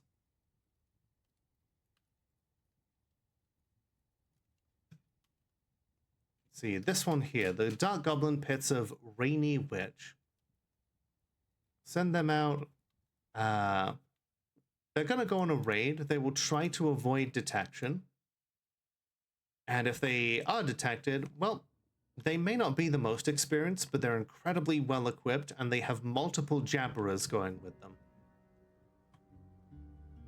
So if it all goes pear-shaped, then the giant murder ostriches can just start tearing things to bits. Once I explained what the phrase meant, he swiftly retracted the statement. I bet. This is, you know, it sounds like me and like learning what the phrase bricked up meant.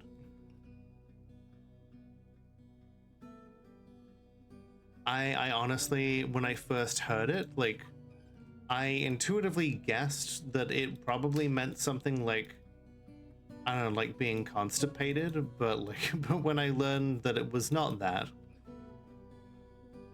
it means to have an erection. Oh, Yeah. cool.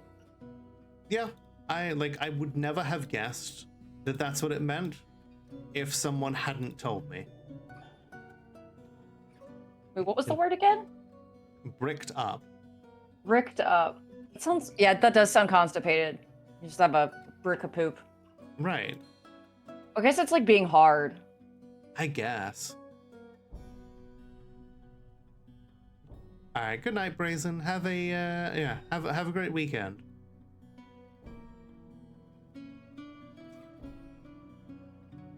Bricked up. Or do Mm-hmm.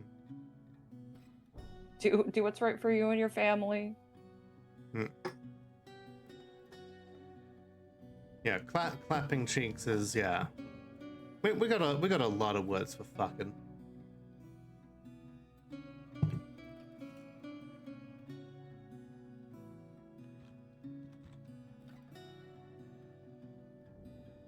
Okay, looks like our squad is heading out to do a raid.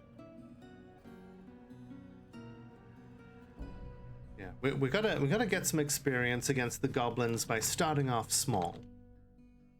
We gotta go for their like more vulnerable sites first, you know. Get some practice, some places where we're not just gonna get absolutely have our cheeks clapped. Yeah.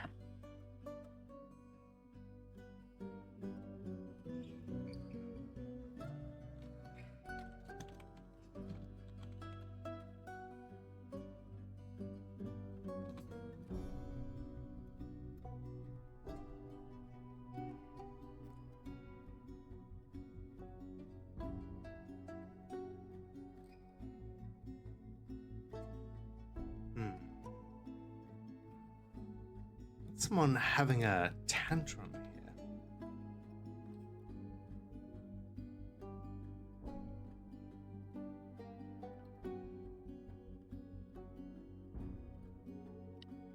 Tantrums do feel pretty common in the fortress. Yeah, we've got a fair few people who are not happy. It looks like the rough turquoises have returned already. Let's see what happened. They okay, so they were detected. They attacked the lustful evil, which is the name of the government of that one pit. Some attacking. Looks like they had some elves there as well. Goblins' left lower leg was torn off by a jabberer. Clashed with some goblins and slew them. Okay. We have struck a blow against the goblins. We got a...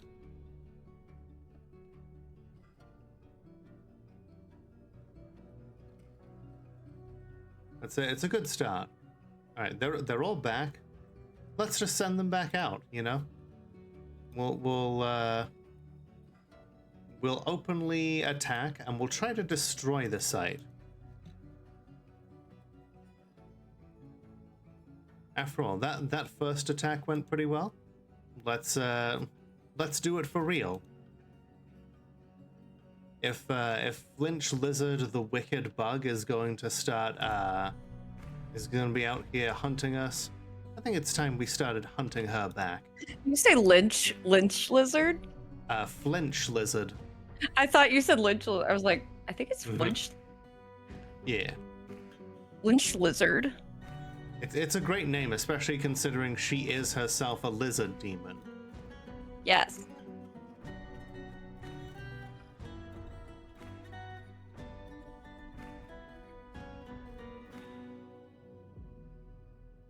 Have an injured citizen, and it's the vampire. I am in fact I am unsympathetic.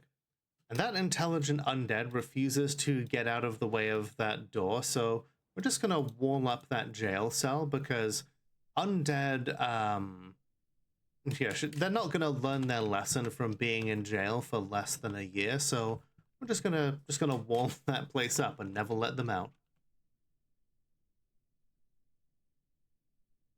Is that cruel? Maybe. But also, they're an intelligent undead who is completely incapable of feeling emotions, so I don't really think we can give them rehabilitative justice, you know? Nope. I'm like, I believe in rehabilitative justice where we can have it. But this is not one of those times. No. This is why my suspension of disbelief breaks when playing Two Flowers games sometimes, because in Arcade Spirits The New Challenges, there's a like tragic event that happens, and when the police show up, it's not with an officer, but with a counselor, because the event in question is one that is related to, you know, mental health and an attempt to take, you know, for a character attempting to take their life rather than, you know, perpetuating some violence on someone else. And like, wait, the cops didn't just show up and try to shoot someone? kind of seems a little hard to believe, you know? Too good to be true. Right?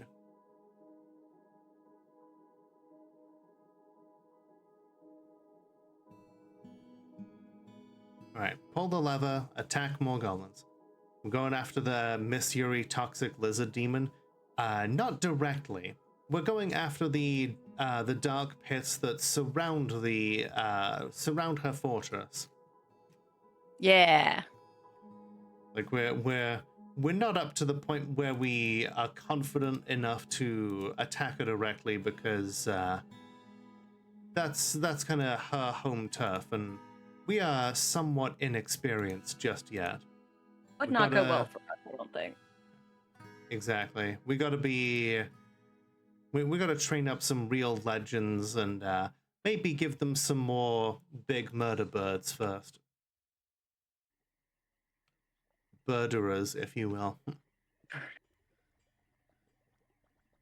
Yes, I fully intend for this little toxic Yuri war dance to continue a little bit longer. She's been fully intent on like murdering our monarchs, like over and over again. The last 5 goblin queens and kings all died roughly within a few years, and so my thought is like this last goblin queen has recognized the pattern, and that's why she sent us out to make this fortress. Is like, we need a new fortress that she cannot just raid every year. Yes. We attacked the goblin pits. They were led by an elf. They have been outmatched. We are beating the crap out of them. Goblins are struck down. And then we rampaged throughout the trenches. Looted treasure. It looks like they were not destroyed per se, but we did get some treasure from them.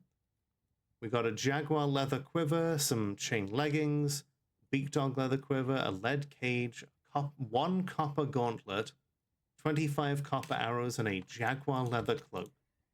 Mostly kind of eh.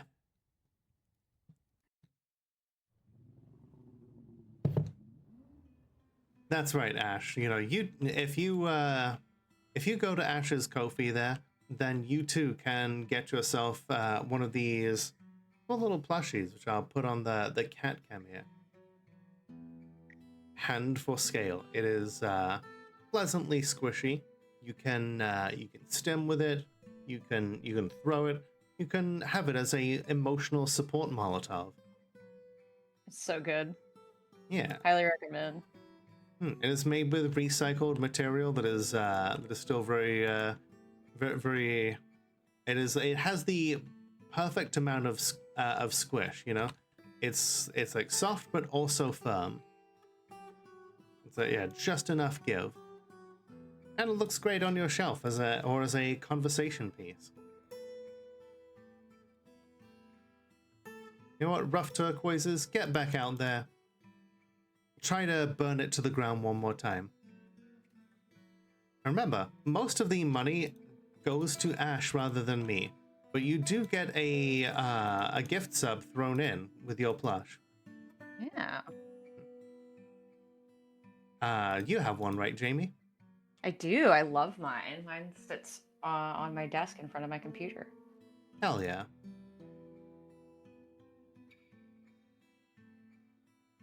No. See, Mr. TS Agent, this is my emotional support Molotov. I remember getting stopped by a TSA agent once. It was like very soon after 9/11. And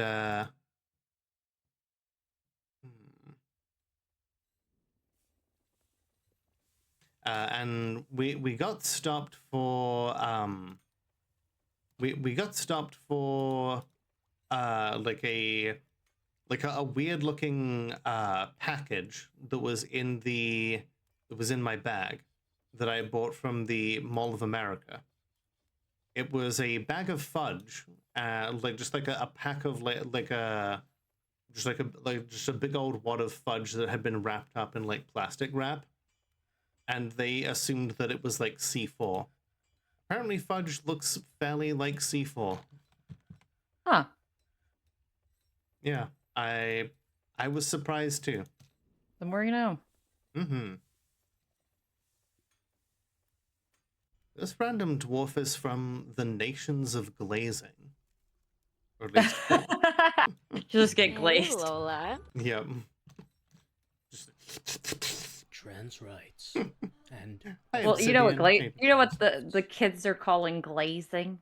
Like when someone compliments you. What are they calling it these days? Well, that's glazing. When someone is like overly complimenting. Gotcha. When you're Oh. like, yeah, like when people talk to you in a very complimentary way and say that you have a nice voice, that they're glazing you. Gotcha. Trans Gotcha. rights, fuck It's not a bad turfs. thing. Hmm. But it's a thing. Hell yeah.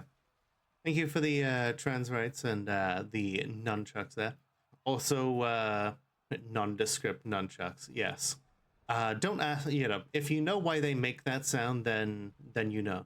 I was about to have this like representative from the nation of glazing come in to do an interview when they transformed into a weredeer directly in front of me. That's sick. I love that. Yep.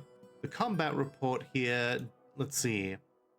None of their attacks seem to have resulted in a bite. Luckily, one of our military was just directly there with a steel spear and was just stabbing them repeatedly. You know what? The system works. It just works. It just works.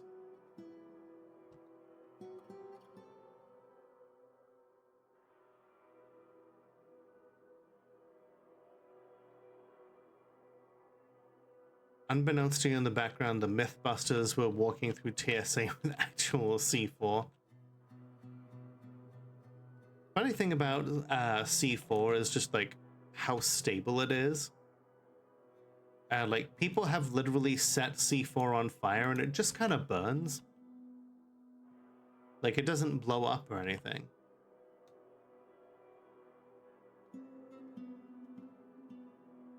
But like some members of the armed forces have apparently just eaten it in order to like get out of like doing like whatever duties they were assigned. It's not a high explosive, it's a primary explosive. Right. Yeah, because it is incredibly stable. Interesting. Enough when the Mythbusters dealt with explosives so volatile they straight up had to censor every single ingredient because our legal team told us we had to. That reminds me of Payday 2, right? Yeah. I I know Payday 2 more for the events, or not the events, the items in Enter the Gungeon. God, like that's so good.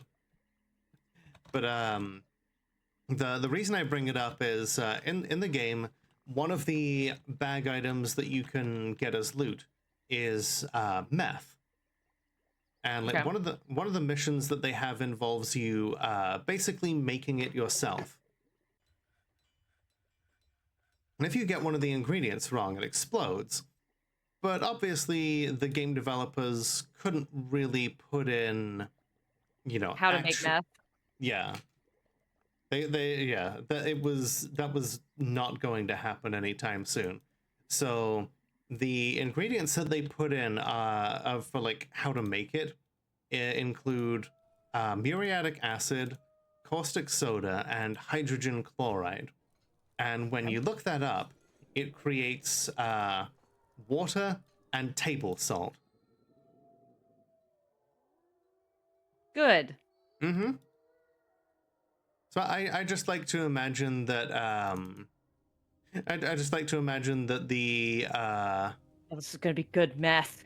right. I just like to imagine that like table salt is that at a like that it's just like an incredible rarity in the world of Payday, just like no one has any table salt, Yes.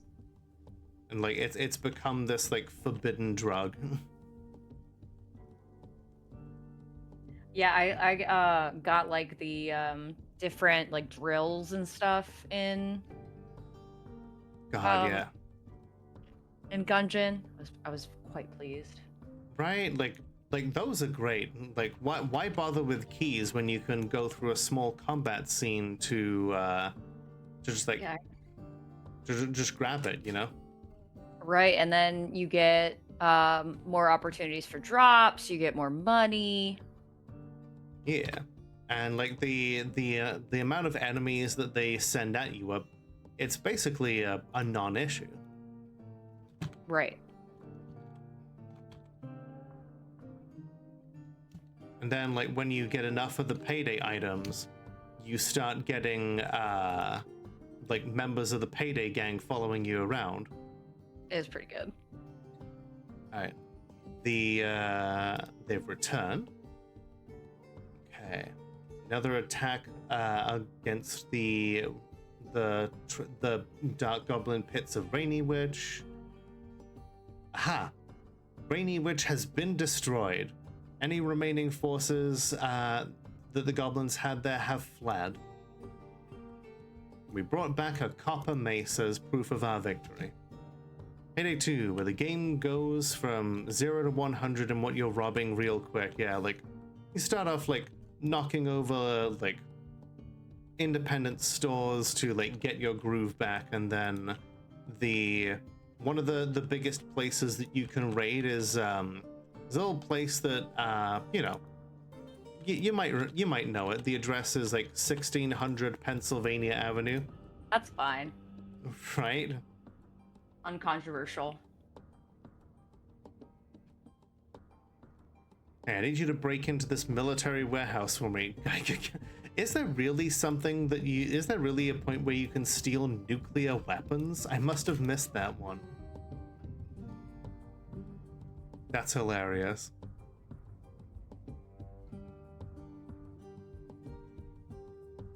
I have never played Payday 2. You know, it's a good game. I think that it has aged really well. Interesting.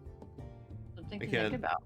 There is like there is so much DLC to it, but then at the same time I think that's okay because like most of the DLC is pretty good, and like in order to keep a game going you kind of have to like invest in the DLC to some extent,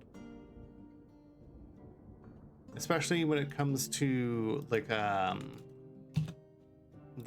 cosmetics, like maps and stuff, and it's like you can't really have that team just kind of like sitting around doing nothing.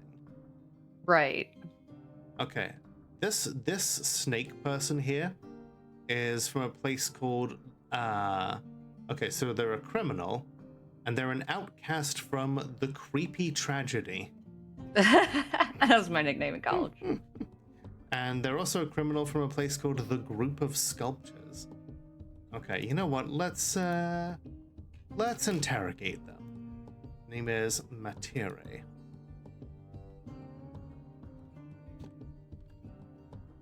And we will interview her after this commercial break, because much like the members of the Payday dev team, we also kind of have to make our money somewhere. So everybody get up, stretch your legs, grab a drink, do whatever it is you need to do, and we will be right back. All right, and we're back. All right, welcome back. Thank you. Russian man wants you to steal nukes from a PMC to sell to someone in the East. Holy shit. God, back when I first played Payday 2, like one of the most controversial missions was literally from somebody called the Elephant, and they they basically had you rigging an election against a Democrat and like stealing a like stealing a fusion engine from someone. In order to, and that mission was called Big Oil. Let's see. Oh, so this criminal snake person, they're here to infiltrate us and steal treasures and prepare a coup. I'm into that. I feel like we're gonna have to kill them. Fair. This Yeah. is extreme measures. It is, but you know, sometimes you have to murder people. All right, let's see how they react to this. Oh, that snake person graphic is so good. I know, right? Like they really outdid themselves on all the graphics for all these like new species. I'm afraid we're going to have to kill this guy, Steven. Ah, dang it.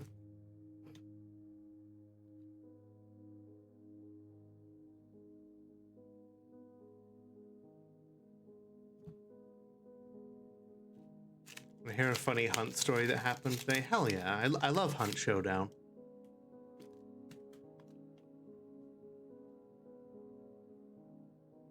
Exactly, Sid. We have to set an example for the people who would try to overthrow us.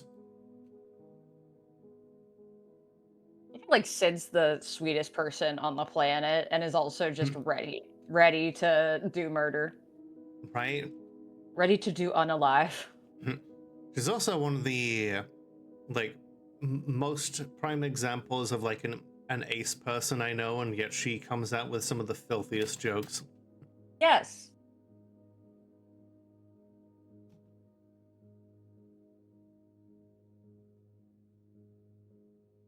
All right, dump this monster's corpse in the magma chute.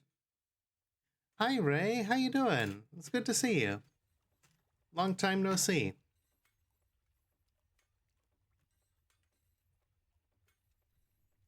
Huh.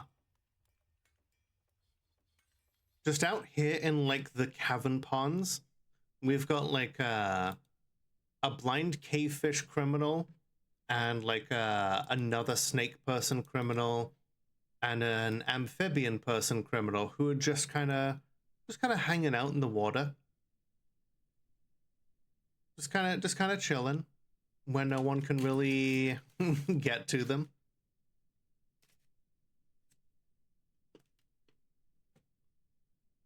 I like the vibes.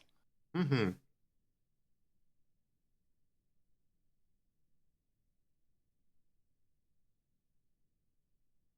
Hey, we love getting revenge on people who murked us. I love that the game literally gives you extra skill points for killing somebody who killed you previously.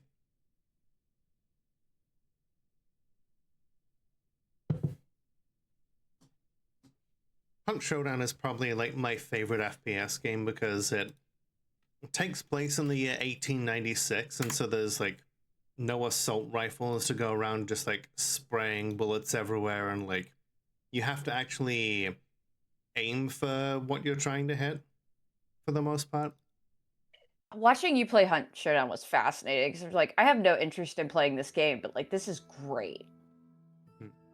Yeah, I do like the strategy that goes into it.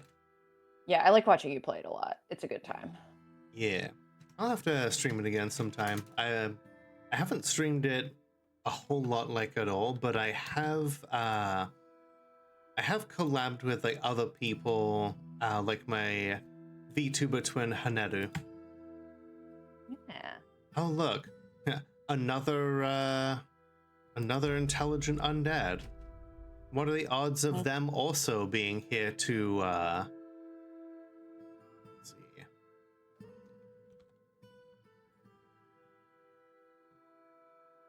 We're gonna have someone come on over and ask you some questions, and if you don't answer them the way that we like, we're gonna fucking kill you. Love the rattlesnake hellgun Hell's Hiss. That's a fantastic name for it.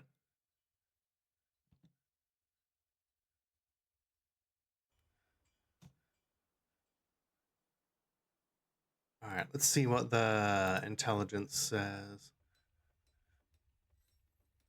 Met with subject, attempted to make intimidating remarks in order to elicit information. Subject was not afraid and refused. In retrospect, interrogator may have completely misjudged subject's character. Nah, I don't buy that for a second.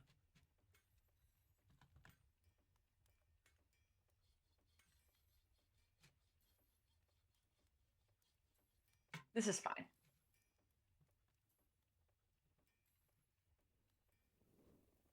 All right, you there. We're gonna interview you again because I don't believe that at all. The important thing is like you have to like repeatedly interview them sometimes if the person doing the interviewing is no good at it. Or if the person being interviewed has great social skills. Oh, they just kind of left. Maybe they're like, you know what? We're kind of I'm kind of over being interviewed every time I come here. You know, maybe they're onto me. I'm just gonna go. I feel like I'm a little suspicious. What gave it away? The blue skin, the fact that you have just like a completely cold, dead expression. Like looking at the face of Marjorie Taylor Greene. She's woke now, right? I don't think she's woke. I think she's just I mean, like, JD Vance and Trump are kind of phrasing her as woke. Have they called her woke? Because that would be They've like turned on Marjorie Taylor Greene for sure because she's Right. pro Epstein files being released. Right. And they are not for some reason. We will not speculate on what that reason might be. Yeah. Yeah.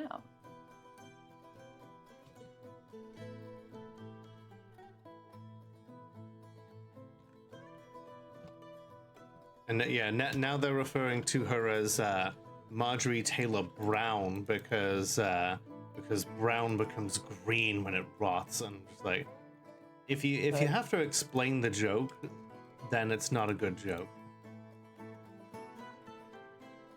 Also, I have art for you whenever it is time, but it is in the thread.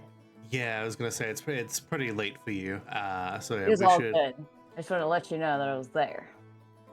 Alrighty. You know, I have a collab tomorrow as well, so I should probably start winding down here too. What's your collab tomorrow? I'm gonna be playing some Darktide with Doc VV and like some of her friends. Darktide is for those who don't know, Warhammer? yeah, like a 40k based cooperative shooter. Nice.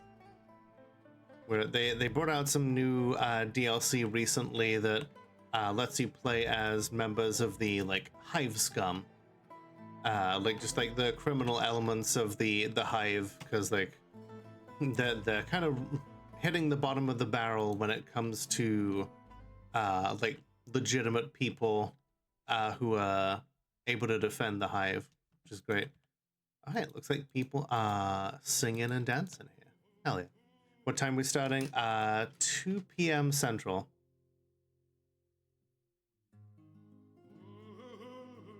Ooh, yeah. That's a great time.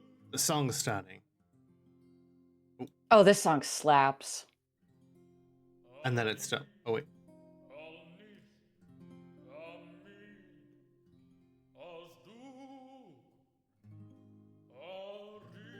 Oh, I thought this was going to be the other song, this like the regular like sung Dwarf Fortress song, but this is a new one, isn't it? Yeah, they added in another. Okay, I don't know if this slaps, but I'm willing to entertain that it could potentially slap. Okay, it does slap. Mm-hmm. What?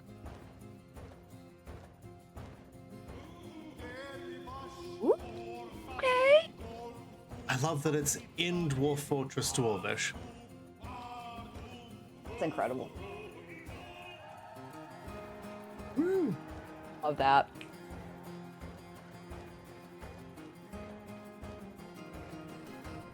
I love that they were like simulating the sounds of some of the instruments, because if they don't have the instrument to hand, they just kind of do a little like air guitar, I guess. Yes. Which is great.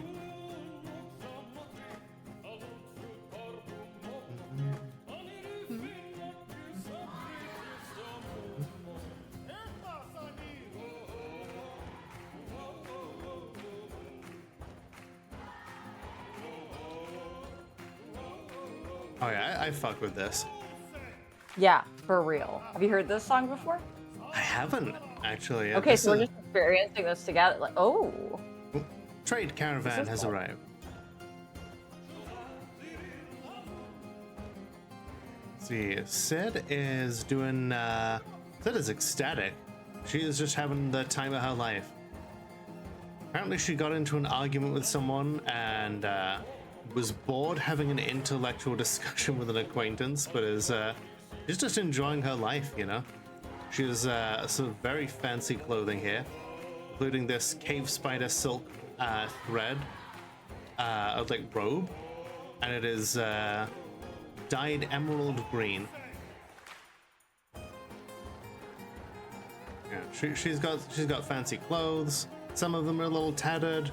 She's got some pants made from the silk of a dead titan spider. You know, that's a one-of-a-kind piece of clothing there. You are not going to find that like anywhere else.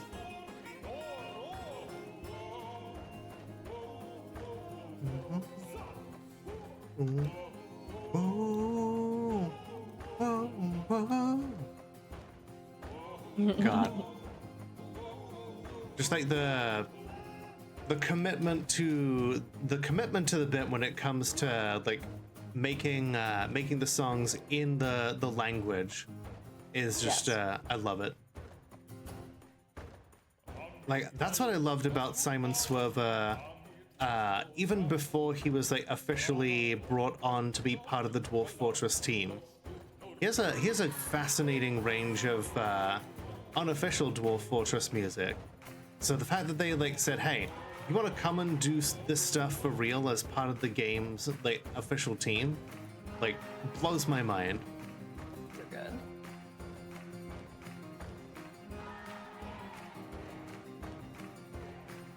Okay, so elk people from our allies have arrived to trade, as have dwarves from the outer lands. It's no longer called the Mountainhome because, baby, that's us.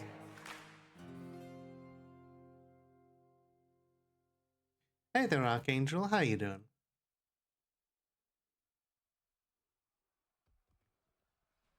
All right, we'll get this trading done, and then we'll show off the artwork that you've been working on, and we'll call it a night.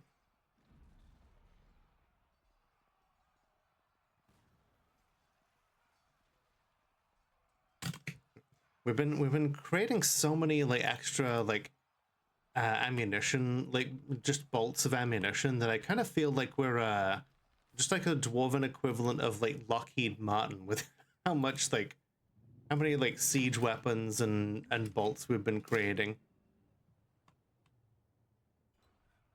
Yeah, I still got to get into this with the siege. I'm intimidated by the siege, but I'm also intimidated by adventure mode, and I know that both will be fun.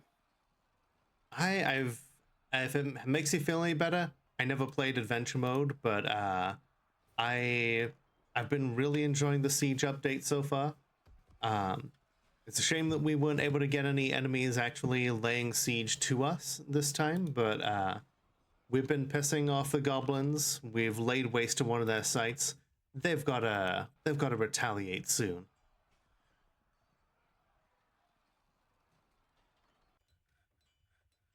Dwarves are swarming like crazy to bring in some trade goods here that we've designated. What have you missed in the fortress?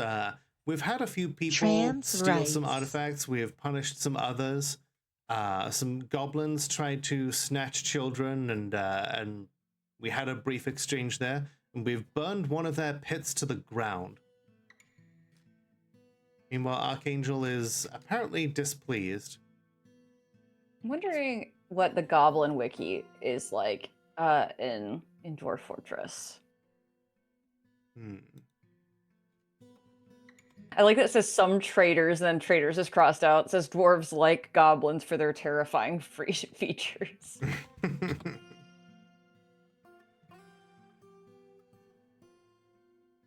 I love how the wiki has like a sense of humor. Oh yeah, it's great.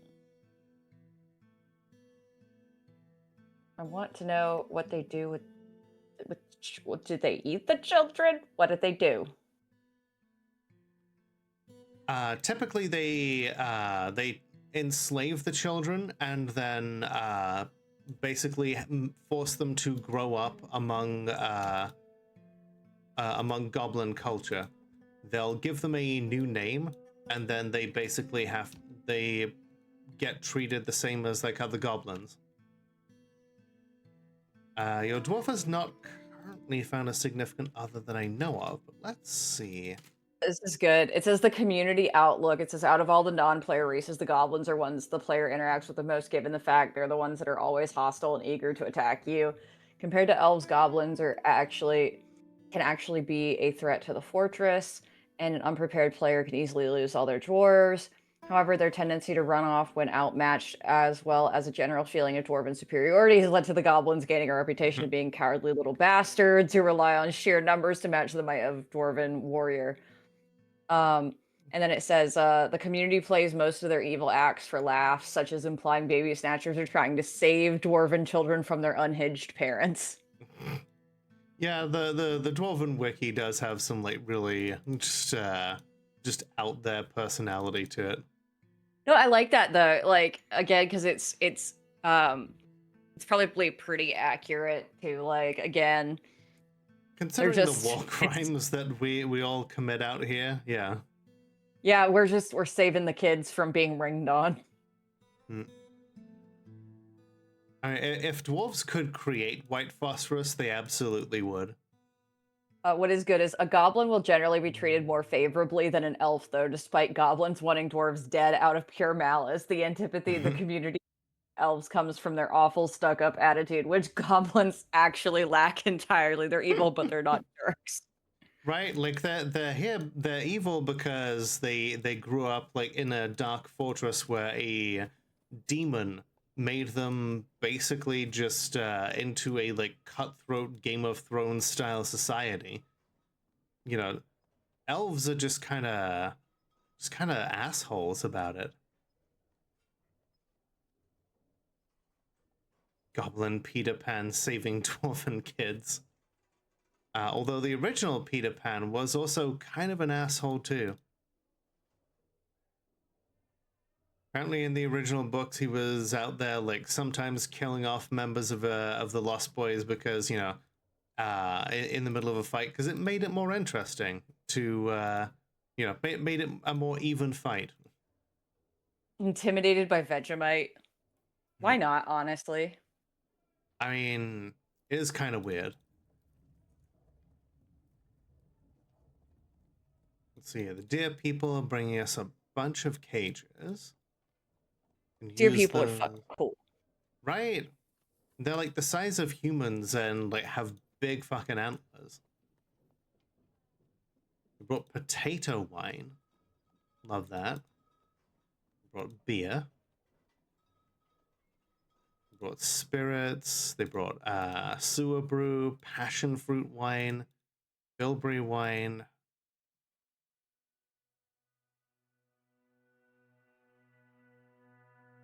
An entire barrel of bumblebee venom. Like, that implies that they sat there just like gently like coaxing the venom out of a bumblebee, and then doing so again and again until they had enough to fill an entire barrel. Yeah.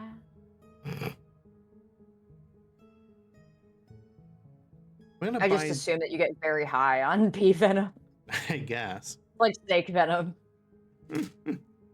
So we're gonna buy these large copper breastplates and iron mail shirts to melt down into fresh metal. Same for these large boots. We can't use these ourselves. They're too big. We can just kind of repurpose all that stuff. Sewer brew like the Ninja Turtles.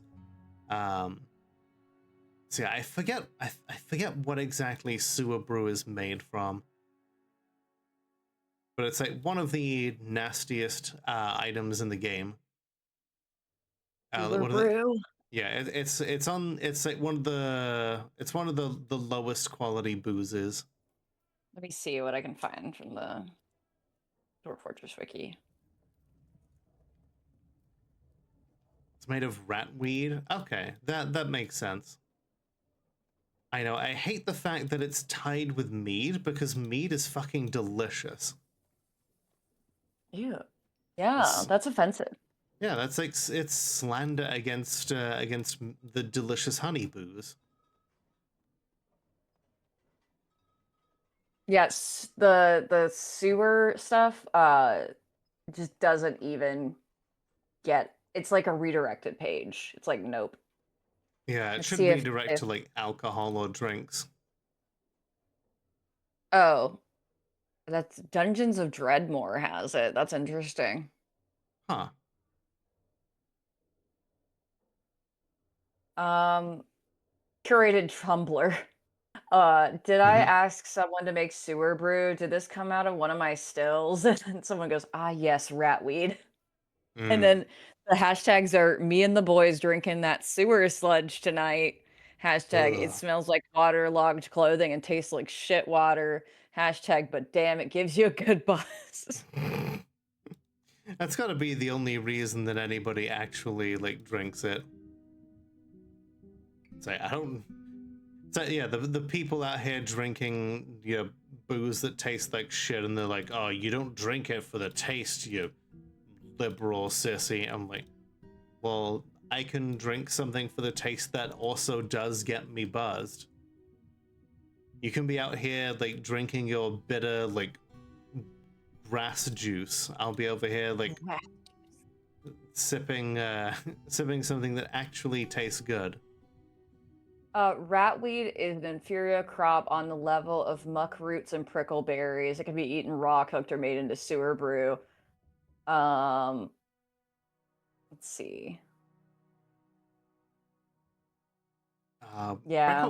Prickleberries, I think, are actually more useful now, not as booze, but crushed so that you can make them into dyes. Because you can use them to, like, dye clothing all sorts of cool colors now. I don't like things I have to acquire a taste for. Right, like, the idea of an acquired taste suggests that it just doesn't taste good to begin with. If you have to acquire it, like yeah, like Oh my god. like Someone black licorice or Homestuck. on the Dwarf Fortress wiki page for irrigation, it just says it's like Gatorade for plants. It's got what plants crave. Rude.jpg. Okay, but what part of it is incorrect, Ash? I knew I would get you to pay attention by saying the bad word. Dwarf Fortress Tumblr is the funniest shit ever.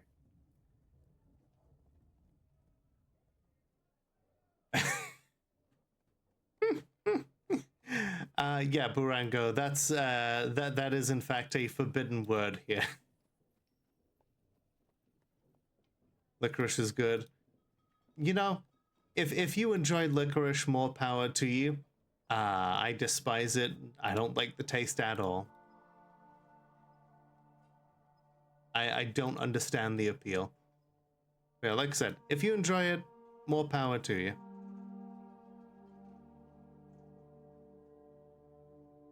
Okay, I have apparently asked for far too much for the stuff that I am trying to get from them. I guess we don't have to necessarily buy all the stuff to melt it down. We've got plenty of metal.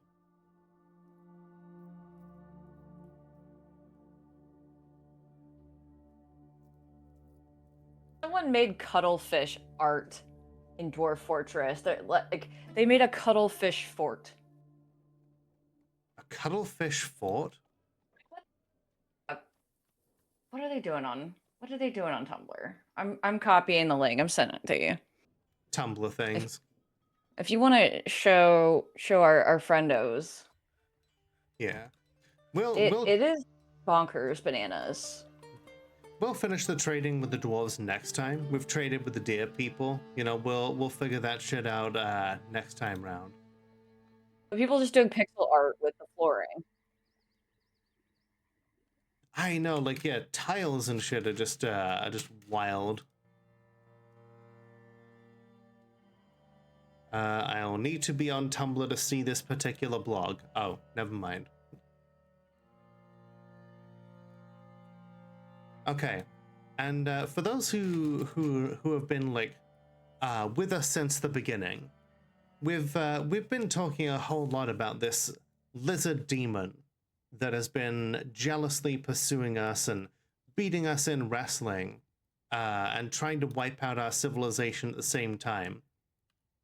Today, Jamie has immortalized this this toxic Yuri jealous bitch in painted form. Is it Yeah. not? Is it not glorious? That's It's obviously not Trogdor because that has 2 arms This to is true. wrestle with. And Trogdor has consummate V's along the sides of his body. That's how you know that you've got the scales. But you see, Flinch Lizard is does not have any scales because she's got no skin. Ah, Trogdor. I said I wanted to draw this skinless lizard as Trogdor, so I feel very accomplished. And also this gigantic mug of beer I gave them. I'm here for it. Look at that thigh gap, y'all. I worked for that thigh gap. This is the ideal female form. You may not like it, but here it is. All right, folks. And